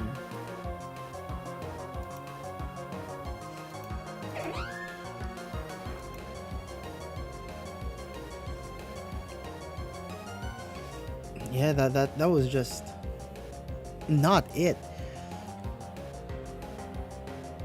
perhaps the game is saying something. But yeah, Raichu, on the other hand, it wants to Mega Evolve because all of its moves can miss. At the same time, it doesn't want to Mega Evolve in case this Raichu does. But yeah, they're just going in and out and in and out. Just baiting. Trying to see if there are going to be any Megas here. With the Staraptor will not be Mega Evolving. Instead, the Giraffe will be coming in for that Staraptor on Sniv's side while his own Raichu protects. Will the Trick Room be going up? Well, Geo might have sealed his fate here if he went for that Tailwind. Then again, he can also just do the exact same thing that Snivs did before, which was to very handily and easily switch in his own Raichu in that Whimsicott slot in order to catch any Zap Cannons that would be coming in. It may not be in their best interest to Mega Evolve just yet, but Geo's just gonna pull the trigger here. He's going to Mega Evolve that Staraptor, and with this Staraptor though, it does have Roost. It has the ability to heal itself ever so slightly, but there will be no switches coming in from either. So, yeah, Charm going into the Staraptor, it's going to do a lot of damage here. And it is faster than the Raichu. Oh, goodness gracious. Raichu will be going down to the Staraptor there, while Trick Room will finally be going up. Of course, the Sylveon is gonna have to come in and save the day here, hoping that it can. If it goes for a Hyper Beam, it's gonna be on the back foot in the next turn or two, but nothing can be done here with the Tailwind up. This Staraptor is gonna have to try and protect itself, but this Sylveon is gonna pressure it into protecting over and over at the same time if the correct reads are done. A single Hyper Voice may be enough. So, okay, Light Screen. Even through Light Screen, actually, Hyper Beam will be able to knock out this. Will be able to knock out the Staraptor.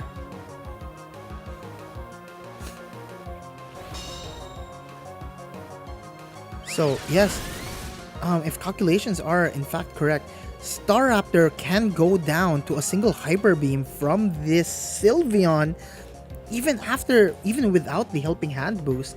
But that's provided this Staraptor doesn't have any extra boosts into it.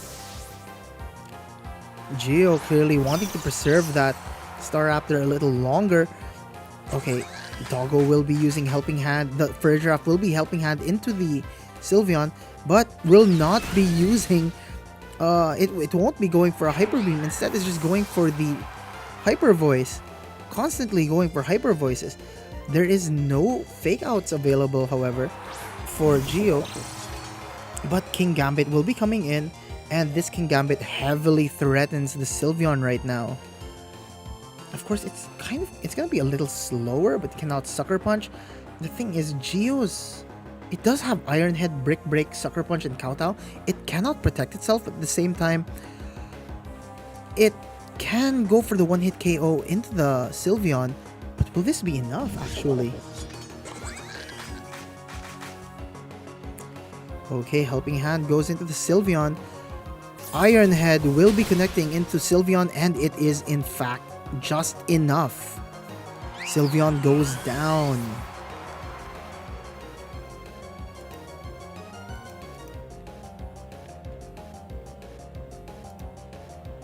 So yeah, Sylveon will be going down there. Quite unfortunate, nothing can be done there. But Iron Head, I think, is believed to be 100% calculated to knock it out. Defiant will go up for Geo. This might be it. Game 3 might go to Geo.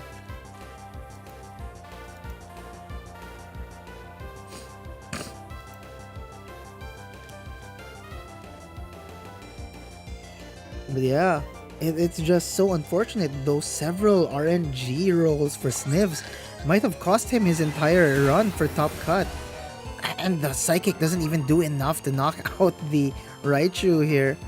Kowtow will be going into the Staraptor, not knocking it out. So, well, Choppleberry will seal the deal here, however. Yeah, that's kind of to be expected there. Unfortunate. And of course, the Zap Cannon just 50-50.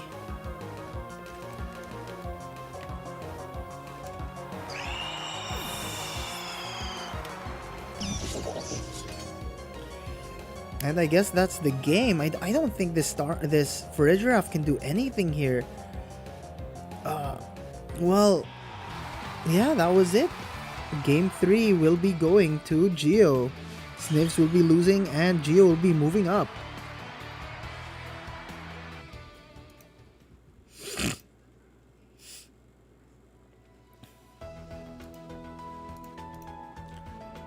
Fun games all around, but yeah, that was that. Bit of an upset we're seeing left and right.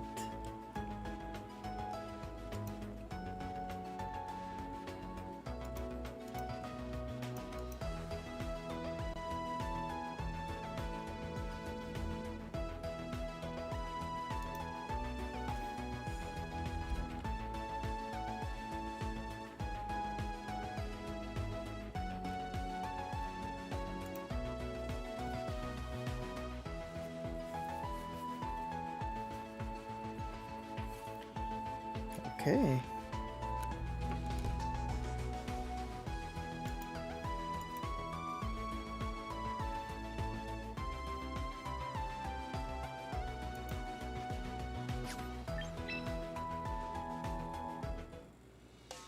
Let's see who's still playing.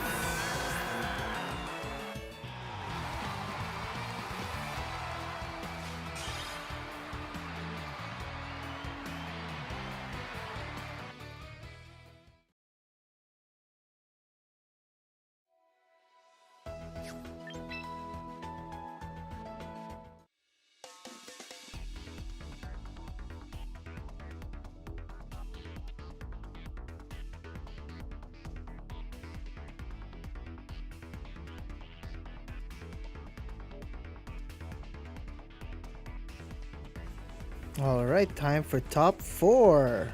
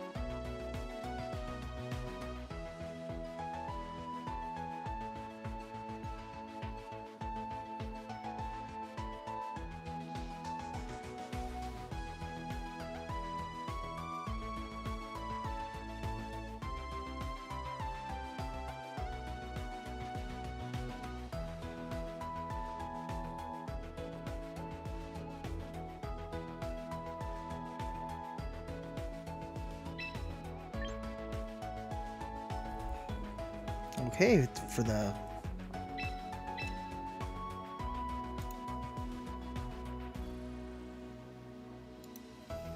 Alright, for the second game of Top Cut, we are going to be spectating Neil Arvin Cerato and his opponent.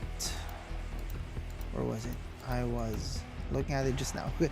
Travis Silver Dagongdong. So we know that Silver is the Skull Villain player here, and seeing a Beans Pokemon here, Arvin's side, he also does not want to get burnt here.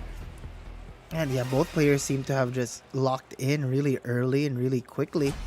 So let's see what they have, what they're planning.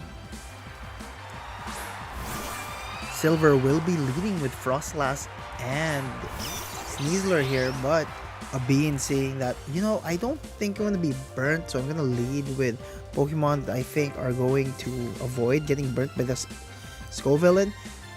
Sent out the Raichu, and thankfully, it is no longer Floette. The nickname has changed to Sampagita, one of my favorite flowers as well. A very nice smelling flower. So the Glamora and the Raichu are going to be on a Bean side. Now, there is fake out pressure from both, but Silver will be calling back his Frostlass and instead sending in his Skull Villain here. But at the same time, Abin will also be calling back his Glamora, and instead he will be sending in that Farigiraf. If there was any form of if fake out was coming from that Sneasler, it will no longer be able to proc. And yeah, Sneasler will be using fake out, but the Armor Tail from the Farigiraf will force it to fail. Zap Cannon goes into the Sneasler, paralyzing it. At the same time, this Sneasler is now Rendered not as good, but Scovillain will be gaining a special defense boost while dropping its special attack. Not the greatest thing it wants to happen, but the special defense boost is going to be greatly appreciated considering any physical attacks that go into it are going to get halved next time it comes in because of that burn. But the special defense boost is also going to guarantee that it's going to be able to take hits very well. And yeah, it will be using Rage Power to goad all the Pokemon around it and attack into it. Zap Cannon will be resisted and only doing 25% but paralyzing the Scovillain, and in turn... Okay, so... Yeah, quite unfortunate there. No Mega, however, from the Scovillain. No burns either. Special defense dropped, but what went up? It's now fast, at least.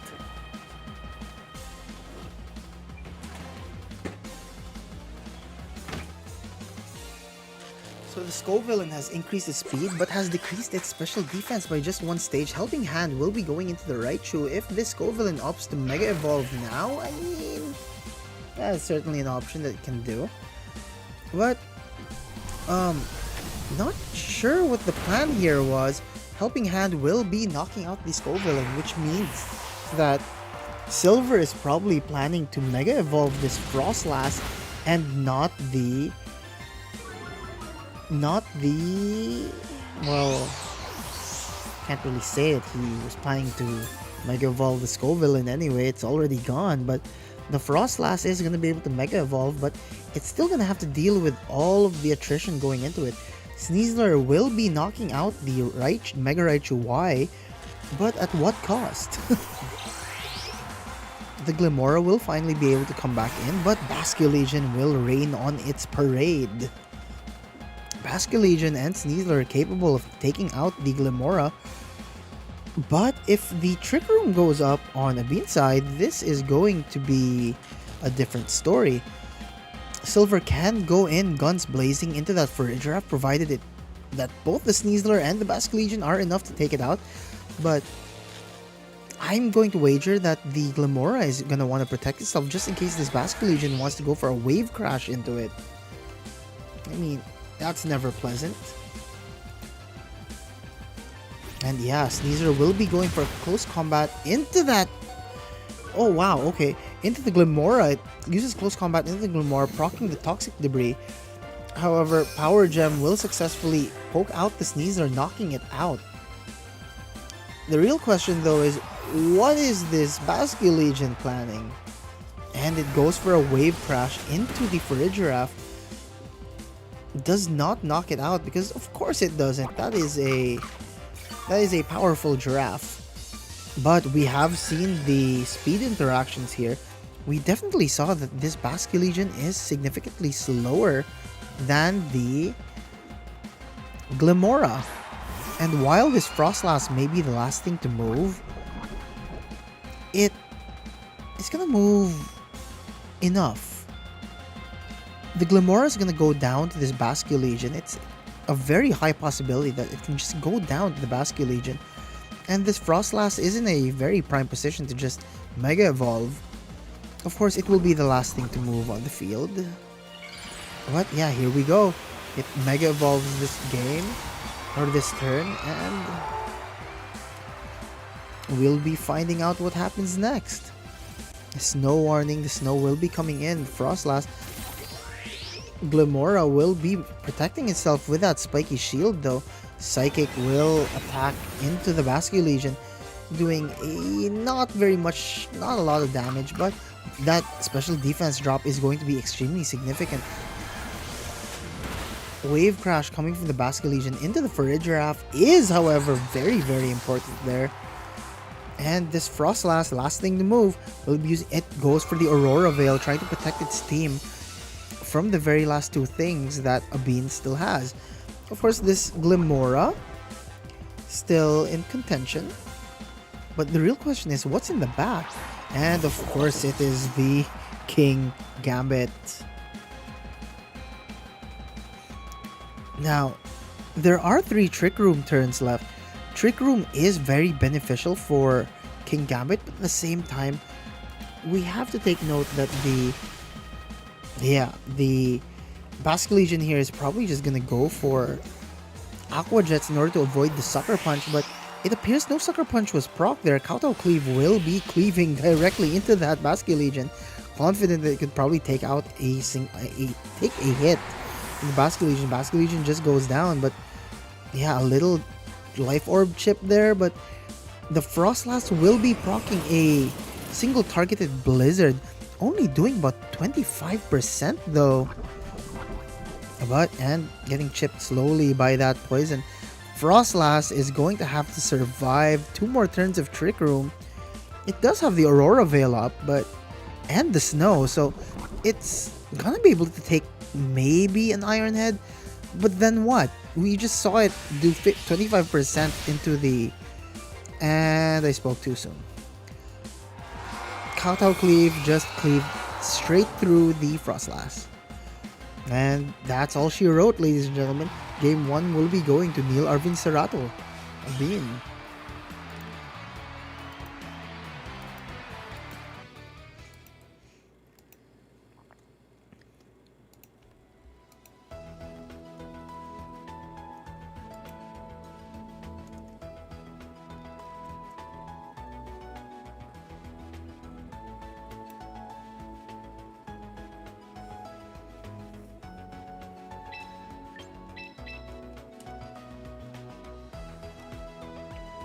It's time for game 2.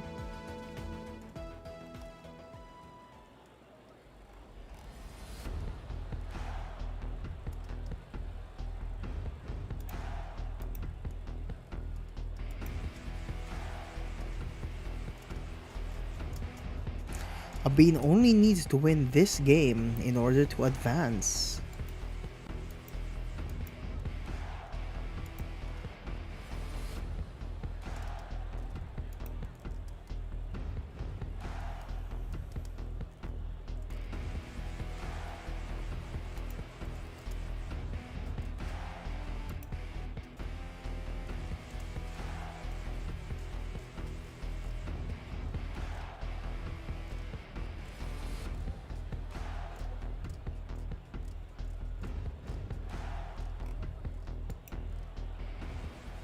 And here we go, game 2.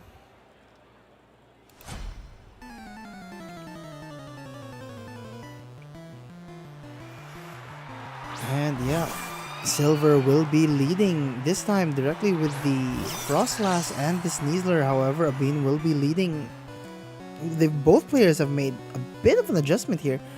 Abin is leading with the Farigiraf and the Raichu rather than the Glamora, unlike last game. But yeah, Silver is still leading with the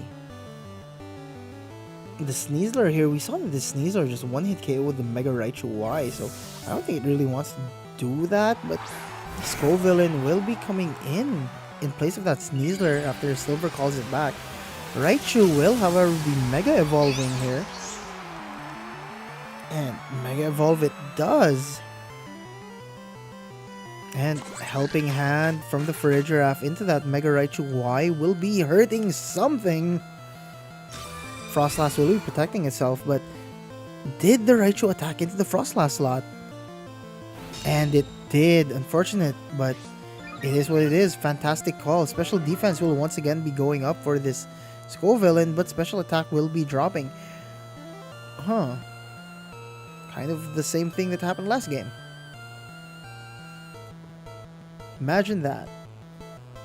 Anyway, this Raichu is in a fairly precarious position wherein it doesn't exactly want to do damage into the Scovillain. I mean, it does, but the Mega Evolution coming from either the Scovillain or the Frostlass can be a little tricky, but it shouldn't be too much of a problem.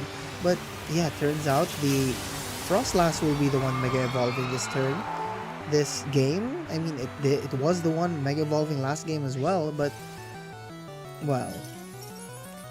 yeah, Helping Hand will once again assist this Raichu in doing damage, and Scovillain will be protecting itself.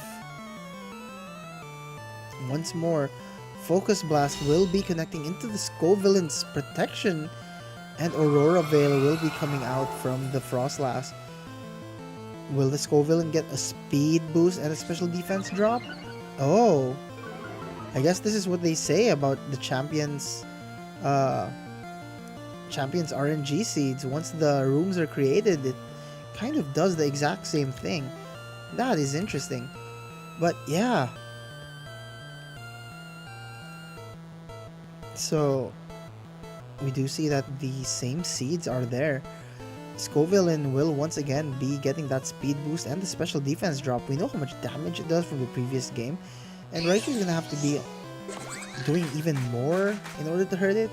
But Helping Hand will once again go into that Raichu, but Scovillain will be using Overheat, burn that Raichu down to size, and more special attack drops. But Zap Cannon will be connecting into the Frostlass, but it is definitely not enough to knock it out.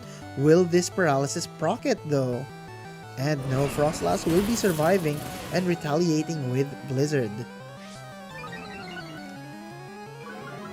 And there it goes. Attack goes up, speed goes down.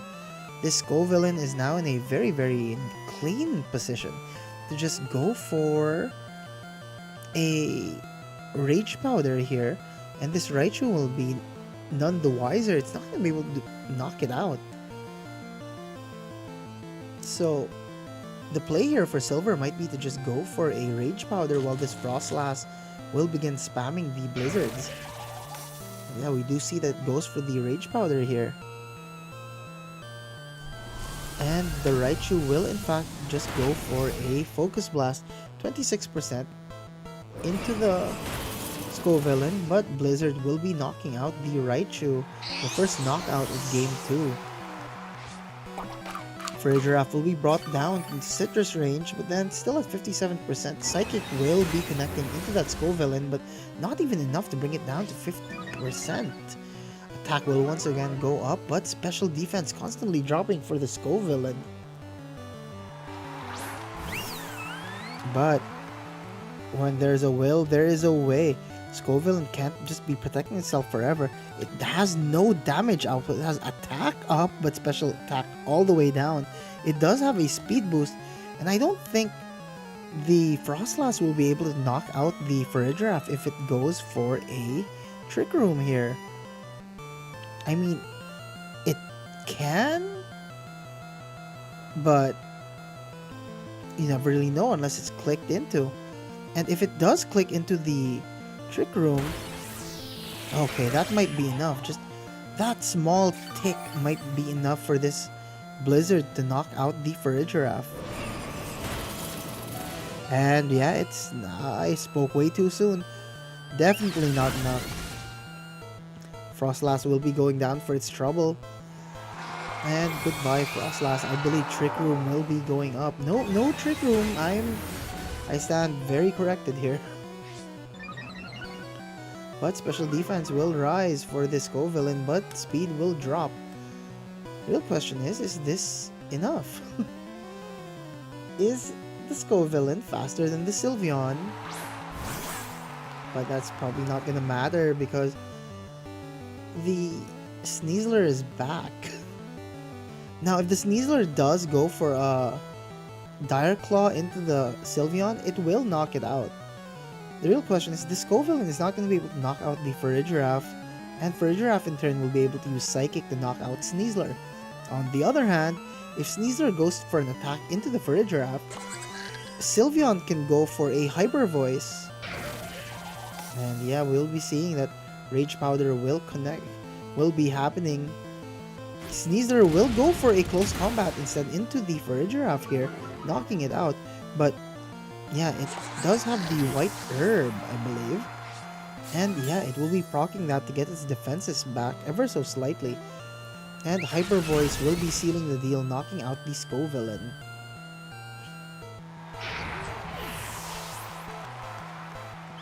And there is no more snow, and since there is no more snow, there is no more Aurora Veil either. I mean, not that it happens at the same time, but 5 turns. It was cast on the very first turn. Now Basque Legion will come back out and... Ooh. Decisions are gonna have to be made here. Sneasel can just go for the KO into the King Gambit. Basque Legion can also go for the KO into the Sylveon. But Sylveon can also go for several things. King Gambit will connect the close combat into the King... Sneasel will connect the close combat into the King Gambit there, knocking it out. But then what is this Basque Legion planning to do? And yeah, honest to goodness gameplay, Wave Crash will be connecting into the Sylveon, knocking it out. Both Pokemon just go down that easy. Trade for trade. No trades done. Silver takes game 2.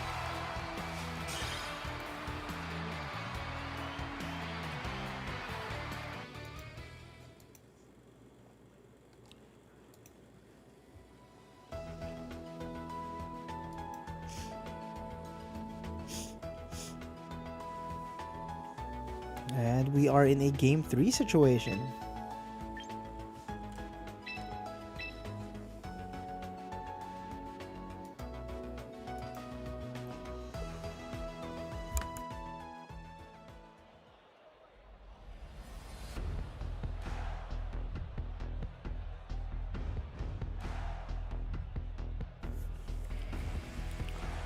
Both players are going to have to make some kind of adjustment as this goes on. We're going to be here to see it though. It's going to be fun.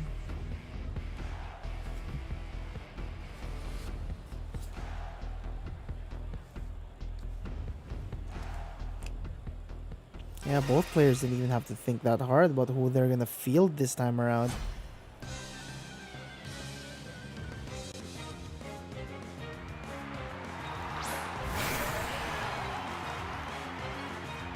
Silver will be leading Basque Legion and Scovillain this time though.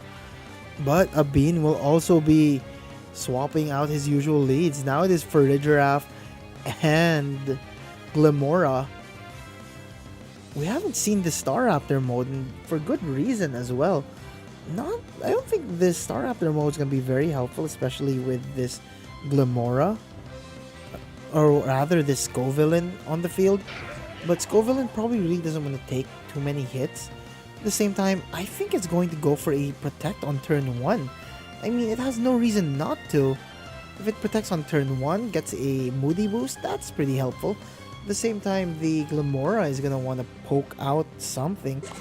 And yeah, Farigiraf will be helping its teammate Glimora here. But yeah, Scovillain will be going for a turn 1 Protect, trying to get a boost into its Moody, but then yeah, the Helping Hand just goes down on that Basque Legion. However, no damage there. Special defense will once again rise. Again, we know this proc already. If people were taking notes of what kind of procs they were getting before, is the exact same thing. So the RNG procs on in the game are actually pre-decided.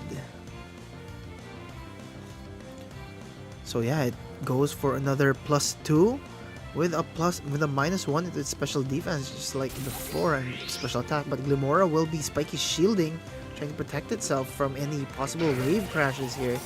Rage Powder will go up for the Scovillain, but yeah, wave crash will not connect into the Glimora due to the spiky shield. Psychic, however, will come out from the Farigiraf, poking out the Scovillain ever so slightly, but there will be no procs here. Attack will go up, but special defense will go down. And if the trend continues, we know that speed will go up once more, while it drops one more point in special defense. It's almost like you could telegraph what the next few Moody boots are gonna be. So yeah, that's a thing apparently. But this Farigiraf is still quite healthy. This Scovillain also in a very good position to just keep using Rage Powder, not exactly afraid of anything, so long as this Basque Legion beside it is able to clean up. Yeah, Farigiraf will be using Helping Hand into its partner. And Rage Powder from the Scovillain will be coming out. Glimora is gonna have to poke something, and it goes for a Power Gem, knocking out the Scovillain with minimal issue.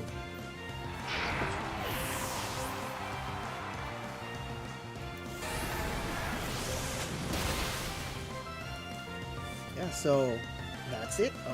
Wave Crash into the Glimora. We'll be proccing the second set of Toxic Spikes, but yeah, not exactly the trade you would have wanted there.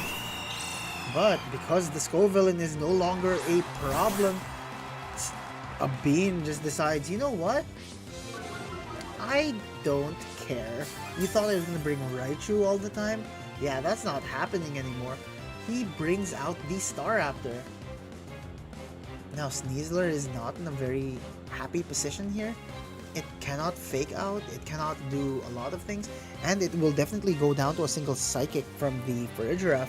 On the other hand, the Staraptor is probably in a very nice position to just kind of sit back and rest up a bit. It doesn't even have to attack exactly on this turn, but the Intimidate was extremely pivotal here. And yeah, he will be Mega Evolving the Staraptor. The real question is it going to go for a Protect? Bait out whatever turns it has left? And yeah, Close Combat will be connecting into the full HP Farigiraf. Yeah. Farigiraf will be healing itself. Dual Wind Beat goes into the Basculegion, knocking it out here. And I'm going to guess that this Farigiraf is going to go for a Psychic into this Sneasler, which no longer has any of its defenses left due to that close combat. This puts Silver at an immediate disadvantage. His final Pokemon is probably going to be that Frostlass, but now this shouldn't be too much of a problem considering that the Staraptor on a Bean side has no defense boosts on it, but you know, anything can happen. This is Pokemon after all. Trick Room going up will be very beneficial, I believe, if they've been taking note of the speed values here. So yeah, Frostlass will be going for a Blizzard, not enough to knock out either of the Pokemon on the field. Critical hit though on the Farigiraf. Very, very unfortunate. But the snow bringing in dividends here. And Trick Room will be going up. Okay, fantastic turn for a Bean. Both Pokemon surviving that despite the critical hit. Now it can just go for another dual Wing Beat into this, but the Psychic will be going first, hurting it very badly. Special defense drops. We've seen this happen several times with the Psychic, but dual Wing Beat will be enough to seal the deal here. Game 3 will be going to Neil Arvin Cerato, and he will be going up into the finals.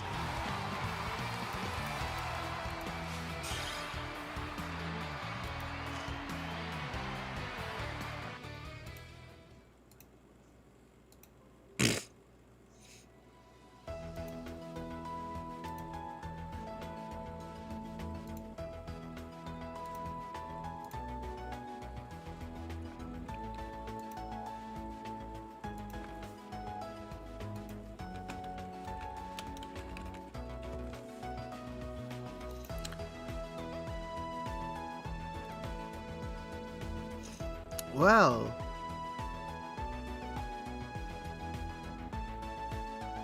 we're now in the grand finals.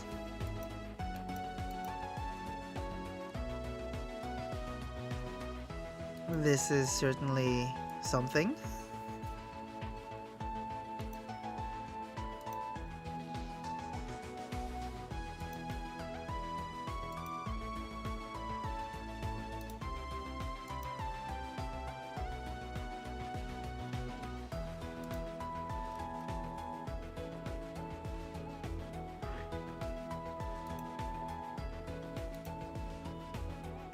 Okay, both players are just chatting, getting ready.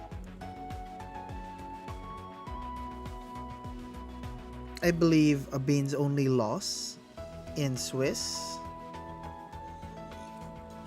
has been to Num Num, Bien Aleko Gunhuran. Second Num Num.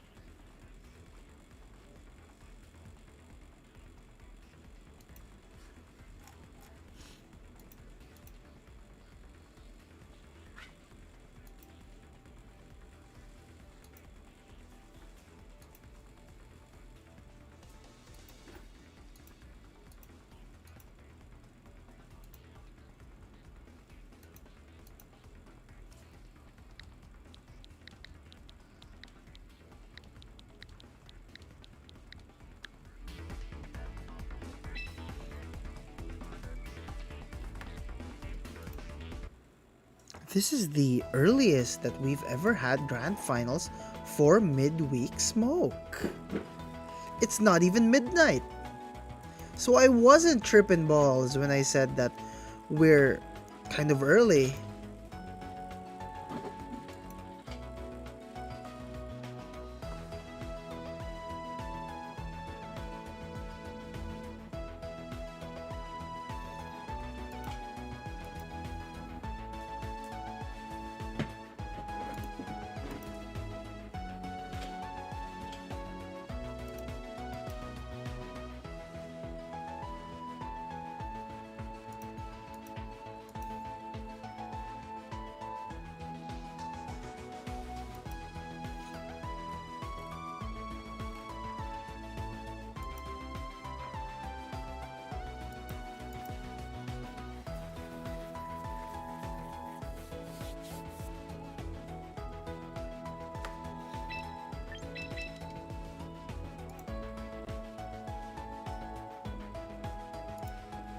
And here we go. The very grand finals of mid-week smoke number... What number is it? It's number 8. It is the 8th midweek smoke, and I'm very excited to see how this is going to play out. Will Abin be a second time midweek smoke champion, or will we be seeing another Swiss King make it to the very end?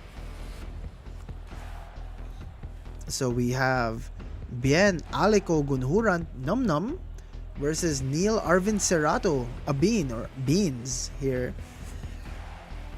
And the thing is, Abin did lose to this particular player and team during the last round of Swiss.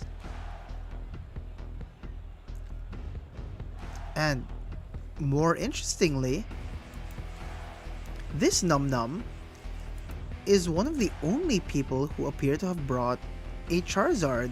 Charizard only appeared on 3 teams in this iteration of midweek smoke, and I guess it really goes to show just how freaking good Charizard actually is. As much as I loathe it as a Pokemon, you can't deny that it is very powerful and very good right now into the regulation.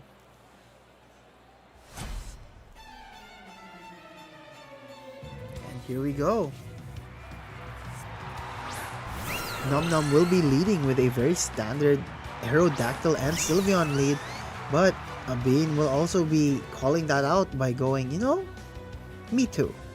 But we have to remember that the Aerodactyl on Num Num's side has... God, I can't... I'm sorry. It has Wide Guard. This Aerodactyl has Wide Guard. The Sylveon on Abin's side can't just go willy-nilly and proc directly into it, but it doesn't have Protect, so that's kind of a sitting duck here. And it will go for a Mega Evolution. And yeah, both the Raichu and the Aerodactyl will be Mega Evolving here. Dual Wing Beat and Rock Slide on the Aerodactyl, whereas the Raichu will have Zap Cannon and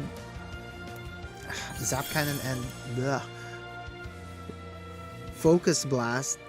No charm here. Wide Guard coming from the Aerodactyl here, but Zap Cannon, honest gameplay, knocks out the Aerodactyl with zero problems.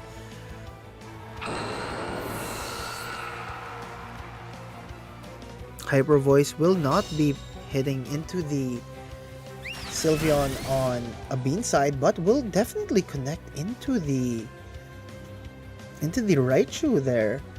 But the damage has been done. No Trick Room is up, however, and yes, this King Gambit is able to just go for the... It can go for the Sucker Punch into the Raichu, but it has a different problem up its sleeve. If the Sylveon on the Bean side, if a Bean is just insane enough, he can go for the Hyper Beam directly into that King Gambit, and he will be solving nearly all of his problems. But we will not be seeing that right now. Instead, we will be seeing Farigiraf just to see if the Sucker Punch comes out, and Sucker Punch will fail. Zap Cannon will connect into that King Gambit. I don't understand why he did not go for a Focus Blast, but probably to cover for the Basculegion. But Hyper Voice coming from the Sylveon will connect. And no Sucker Punch, not a problem. Sylveon cleans up for its partner, King Gambit. King Gambit, slower than ever, is paralyzed. But yeah, this Sylveon is gonna have its work cut out for it. It's gonna have to do something more. The Farigiraf on the Bean side will have the ability to just assist its partner Sylveon. The Farigiraf will have the power to assist with Helping Hand. It will be able to assist its partner Sylveon with a Helping Hand here. And yeah, like clockwork, this Sylveon is going to be Hyper Voicing itself. But it loses the speed tie. Hyper Voice comes out first from Num's side. But, well, the Hyper Voice screams louder on a Bean side. It will be knocking out this paralyzed King Gambit, forcing Nums to bring out his last and final Pokemon. And it is not the Basculegion. Instead, it is the Garchomp. Now, the Garchomp can attempt to go for an Earthquake here, but it's not going to be very happy. Its partner Sylveon is not going to be the happiest camper. But maybe that doesn't matter. But a Bean wants to be safe here. He'll be protecting his own Sylveon. But Rock Slide will connect with the Farigiraf. Only time will tell in a few seconds if there will be a flinch. And in fact, there is no flinch. Hyper Voice will come out from the opposing Sylveon on Num's side, and it will knock out the Farigiraf. No Trick Room for you. So now everyone's going to have to contend on speed ties. How difficult. Now the Garchomp is able to just go for another Rock Slide here. It does have a Life Orb. I mean, we saw it chip earlier. It can Rock Slide and then Hyper Voice. The real question is, will that be enough to take out the opposing Sylveon? This is another 50-50 turn, because the Glimmora has the capability to knock out the opposing Sylveon as well. So if the Glimmora just attacks into the Sylveon, which is definitely faster, Garchomp will have to do something to knock out either the other Sylveon or this Glimmora, but yeah, that won't be happening. Spiky Shield will be coming out from the Glimmora, protecting itself. Rock Slide will not connect into the Glimmora, but will be poking through that Sylveon. And now it's up to the speed ties. And Num Sylveon appears to be just slightly faster. Will be knocking out that Sylveon. But yeah, that was highly unfortunate. If a Bean just managed to Sludge Bomb into the opposing Sylveon there, his Sylveon would have been guaranteed to go for the attack.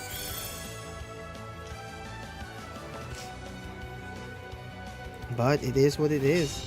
It just happens. But don't count it out yet. Clemora can still do a massive amount of damage into this Garchomp. But the opposing Sylveon on Num Num side does have Quick Attack. So this may be it.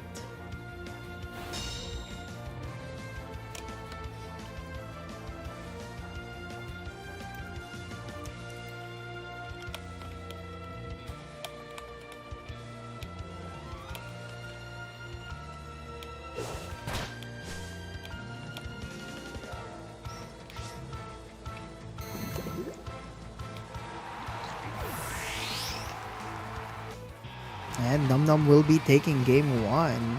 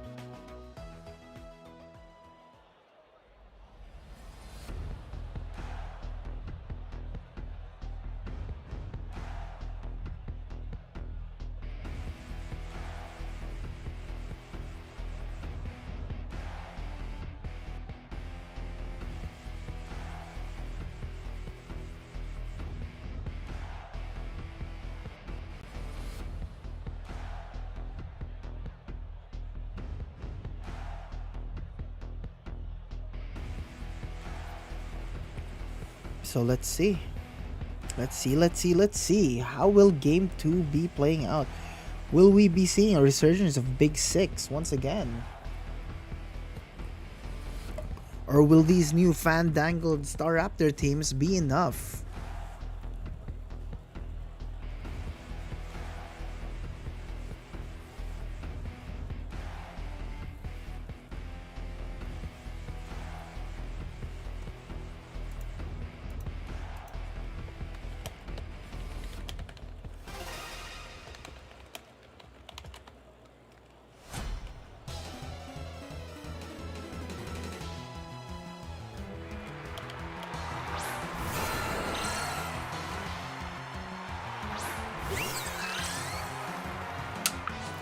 So we will again see that Nom Nom will not lead.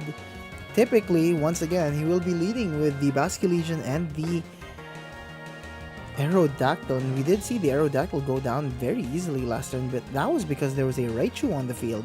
There is no more Raichu on the field right now. So, yeah, okay, so Aerodactyl will be Mega Evolving, and I believe it might be going for another Wide Guard here, but then again, if Abeans just decides he wants to do something really funny, he can go for the Hyper Beam into that Aerodactyl, and that'd be the funny button. Rock Slide will not connect into the Farigiraf, but will 100% connect into the Sylveon. But will we be seeing this Sylveon? No, we will not be seeing this Sylveon do anything.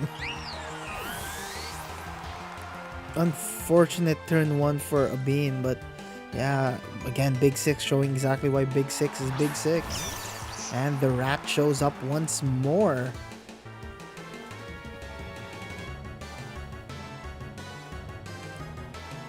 So yeah, the rat. Is it going to be able to do what it wants? Is it going to be able to zap cannon into the Basculegion? The Basculegion appears to be the bigger threat in my opinion, but that's just the caster's opinion. Of course, it can also just contest directly to the Aerodactyl, but then maybe this Aerodactyl might be a bigger problem in the future.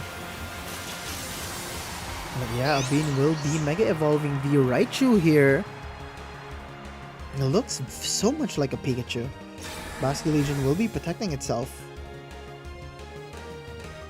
And yeah, the Aerodactyl seeing the opportunity. If you attack into the Basculegion, then you're not going to be able to attack into it again on the next turn. So, yeah, but don't speak too soon. Trick Room will be coming out from the Farigiraf. That Tailwind may have been the undoing of Num Num here. No Aqua Jets, no priority. This Raichu is in a prime position to just go for an attack. Of course, if the Garchomp is in the back, it's a 50-50. It's super effective into either of these, but the real question is, who's switching out? This is essentially a coin flip at this point. I mean, if the Raichu attacks into either slot, then yes, but if Num Num successfully predicts who's gonna get hit, then yeah, okay, Garchomp will be subbing in for the Basculation, but is that where the Raichu was targeting into? And it in fact is the slot where the Raichu was targeting into. Rock Slide will once again be coming from the Aerodactyl, doing a very significant amount of damage into that Raichu. 50%, but who's counting? I don't think that Abin would really want to sacrifice his Raichu right now in this position, but we'll see. Psychic will connect into the Garchomp, doing a very decent 41%. Focus Blast will be hitting into that Garchomp as well. Will it be enough? It is not. 11%.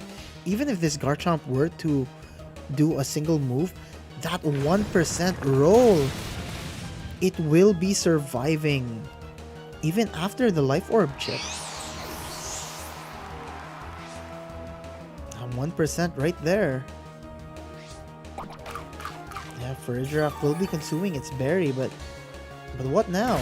Dual Wing Beat will connect into Farigiraf, doing a very significant amount of damage, leaving it from 60 to 15, taking out 45% of its HP. Of course, the very last Pokemon on the Bean side appears to be the Glimmora. Again, not looking very good here with a 15% left on the Farigiraf, but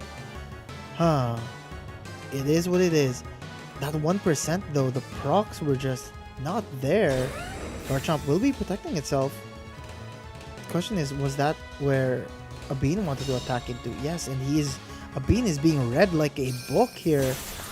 Rock type moves are super effective on Rock type's Power Gem. Critical hit, not necessarily important, but can't count him out just yet. And Sylveon will be coming out. The real question is, the Sylveon itself can't protect to stall out the very last turn of Trick Room. Why would it want to do that? It is the fastest thing on the field right now. And I imagine that Abin's gonna want to protect his own Pokemon, but then what? This might be checkmate.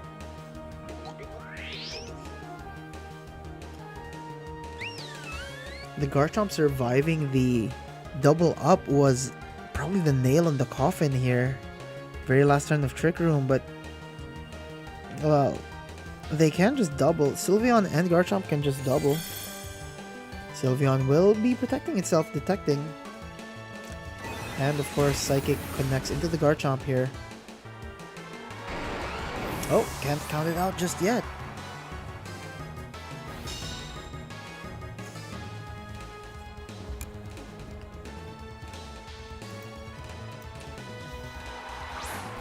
The Basculation will be coming in here.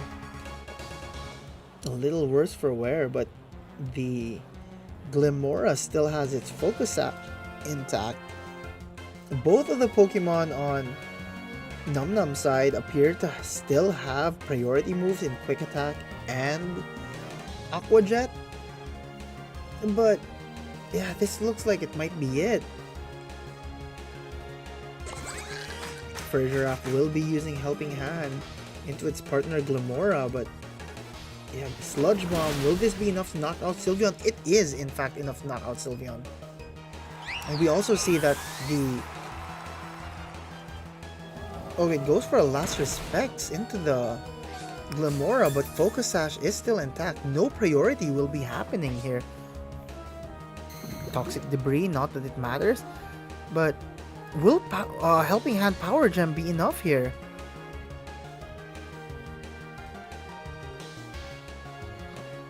Now it's another 50-50 turn. We thought that Abin was out for the count, but I may have spoken too soon here.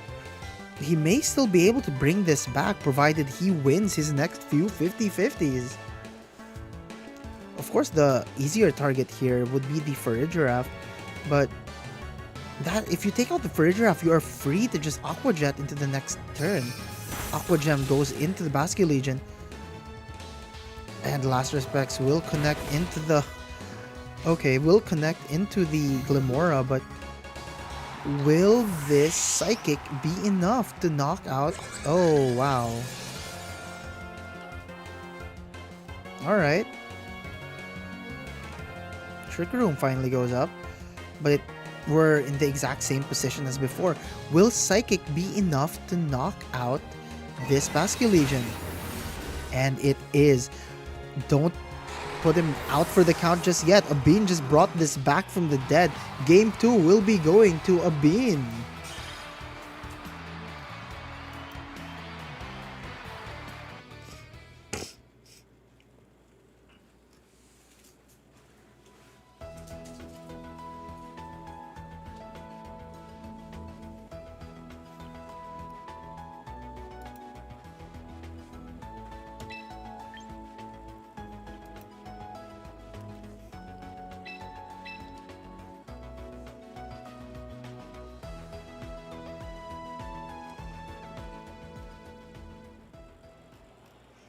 Alright, game 3. What kind of adjustments are the players going to make this time?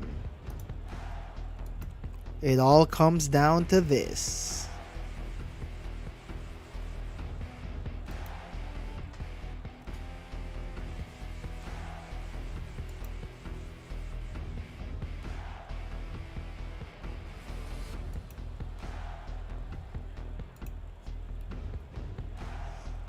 Okay.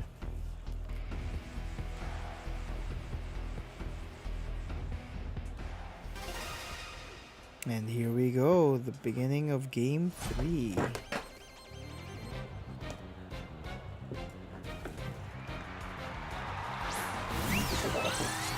Num Num will be leading with King Gambit and Sylveon. A bit of a adjustment here. Interesting adjustment. Now he heavily threatens the Farigiraf on the Bean side almost completely. He can go for a Kowtow and a Hyper Voice, which will make sure that this Farigiraf is not able to set up Trick Room. But at the same time, the Sylveon on the Bean side is also able to just go for a Hyper Beam into that King Gambit, and it is going to be hilarious. Yeah, we see that Num Num's Sylveon is constantly going first. Is he winning speed ties or just naturally faster? That remains to be seen, I think. But Kowtow will be connecting into Glimora, knocking it out. Abin has chosen to sacrifice the Glimora.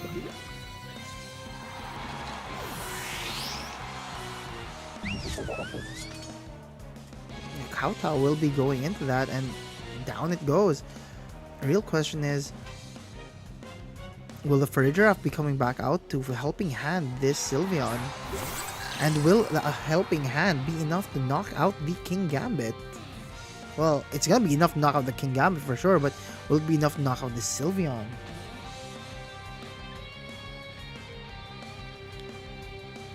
Again, this is not a safe spot for this Farigiraf to use Trick Room willy-nilly. And here we go, Helping Hand will go into that Sylveon slot. And yeah, we are just constantly seeing that Num Num Sylveon is significantly faster. It's fast enough, just faster than Bean Sylveon. And yeah, just no damage there, unfortunately. 2% hanging on. This is just this is how Champions gameplay is, ladies and gentlemen.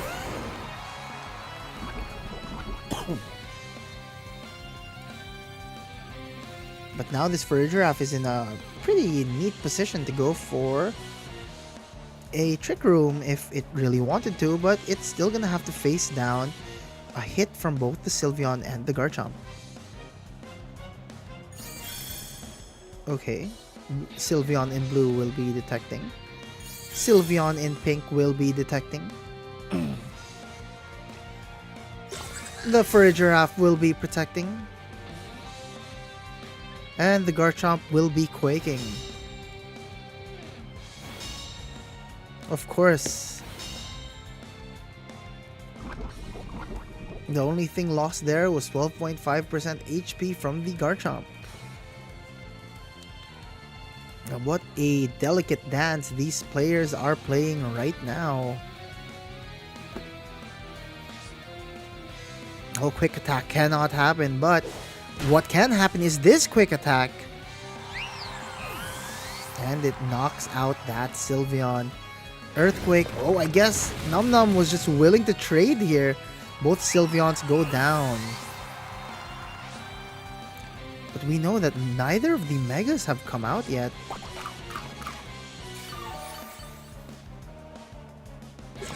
And there we go, Trick Room will be going up, which tells us the Staraptor might be the very last Pokemon on a Bean's side here.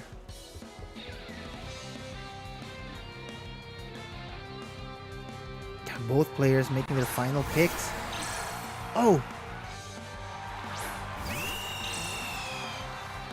Num Num has decided not to bring a Mega into the final game. Intimidate will also be proccing from the Staraptor. All Staraptor needs to do is to Mega Evolve and to close combat into that Garchomp, and then it will be securing several things. Of course, it still doesn't want to get hit by anything the Basculegion is gonna do, but maybe take care of the Basculegion first. That could be a direct option. Dropping Psychics into the Basculegion while protecting your own Staraptor might be the play, but Abin has never been one to play extremely defensively. He plays with a delicate balance, so Farigiraf will be protecting itself though. Basculegion will also be protecting itself. And Staraptor will also be protecting itself. It's just a parade of protects, except from this Garchomp, who appears to be aversive to doing anything but. And this Garchomp does have protect on it, but we're not seeing any of that. It is also poisoned, so that's something. And the bigger question is, will this Basculegion be able to do anything at this point? I mean, if the Garchomp goes down, Last Respects will be an even bigger problem for Bean. There are 3 turns of Trick Room left, and well, Basculegion is... Okay, so Psychic will be going into the Basculegion here. Basculegion goes for a Last Respects into the Staraptor, will not be enough to knock it out. Rock Slide will connect and will also not be enough to knock it out. Despite the critical hit on the Farigiraf, Farigiraf is just that oppressive of a Pokemon. And Dual Wing Beat will connect into the Basculegion, knocking it out.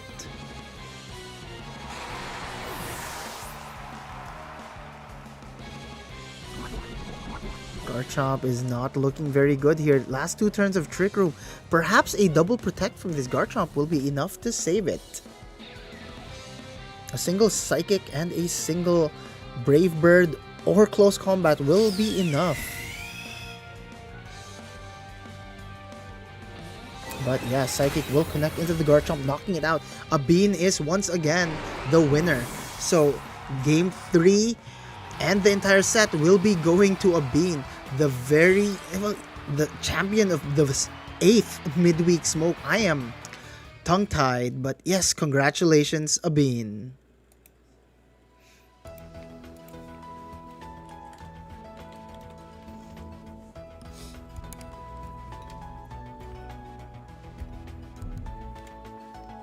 So that was certainly interesting.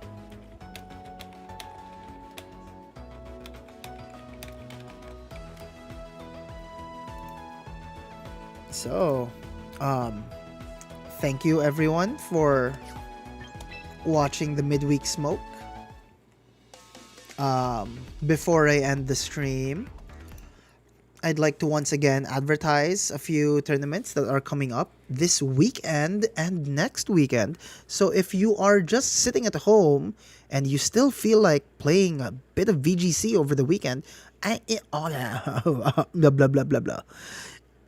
On August 9, we have the Coons Champions Cup 3, the third iteration of the Champions Cup, and it has a 10,000 peso prize pool. Registration is free, but the entry code is only available on the Facebook posts on the Pilipinas Got Pokemon Facebook group, as well as the Pokemon Champions Philippines groups. So look out for the Coons Champions Cup 3 Facebook post. The code is there. And if you happen to be in Baguio or you're going on a quick trip to Baguio next weekend, on August 15, there is a tournament called Dragon Ascent in Baguio. Let me just zoom in on where that is. It is in the Honors Ground Hobby Shop. So if you find yourself in Baguio City on August 15 and you feel like playing some VGC, please go ahead and join that tournament. Our friends over at Baguio are very capable, and I'm sure it is going to be a lot of fun. The prizes include, I believe, a lot of TCG things, so it may be very much worth your while. On the other hand, if you find yourselves in Iloilo this weekend, and I do miss being in Iloilo, Jamie used to live there for a while, God, the food there is delicious. I highly recommend just going there and going on a food trip. But if you do find yourself in Iloilo this weekend, if you fancy yourself some Pokemon TCG, the Eternal Twilight Tournament on August 8 will have a TCG tournament. And on August 9, Sunday, we'll have the Champions Tournaments. Now, there is a registration fee for Eternal Twilight, however. It's only 200 pesos, but the prizes are nice. I should double check what those are, or should have double checked before I advertise them, but the prizes are going to be pretty good. Now, all three tournaments are there. So again, if you are just at home or not in Iloilo or Baguio, feel free to join Kun's Champions Cup. It is a lot of fun, it's a lot of registrants, and it is great practice. If you find yourself in Baguio next weekend, join the Dragon Ascent tournament. And if you find yourselves in Iloilo this weekend, Eternal Twilight is right there. Eternal Twilight will be held in Jad in the Box in the third floor of the Viosils Arcade in Molo, Iloilo City. Again, it is going to be in Jad in the Box. It is at the third floor of Viosils Arcade in Molo. So, yeah. Again, everyone, thank you so much for watching Midweek Smoke, and we'll see you in the next one.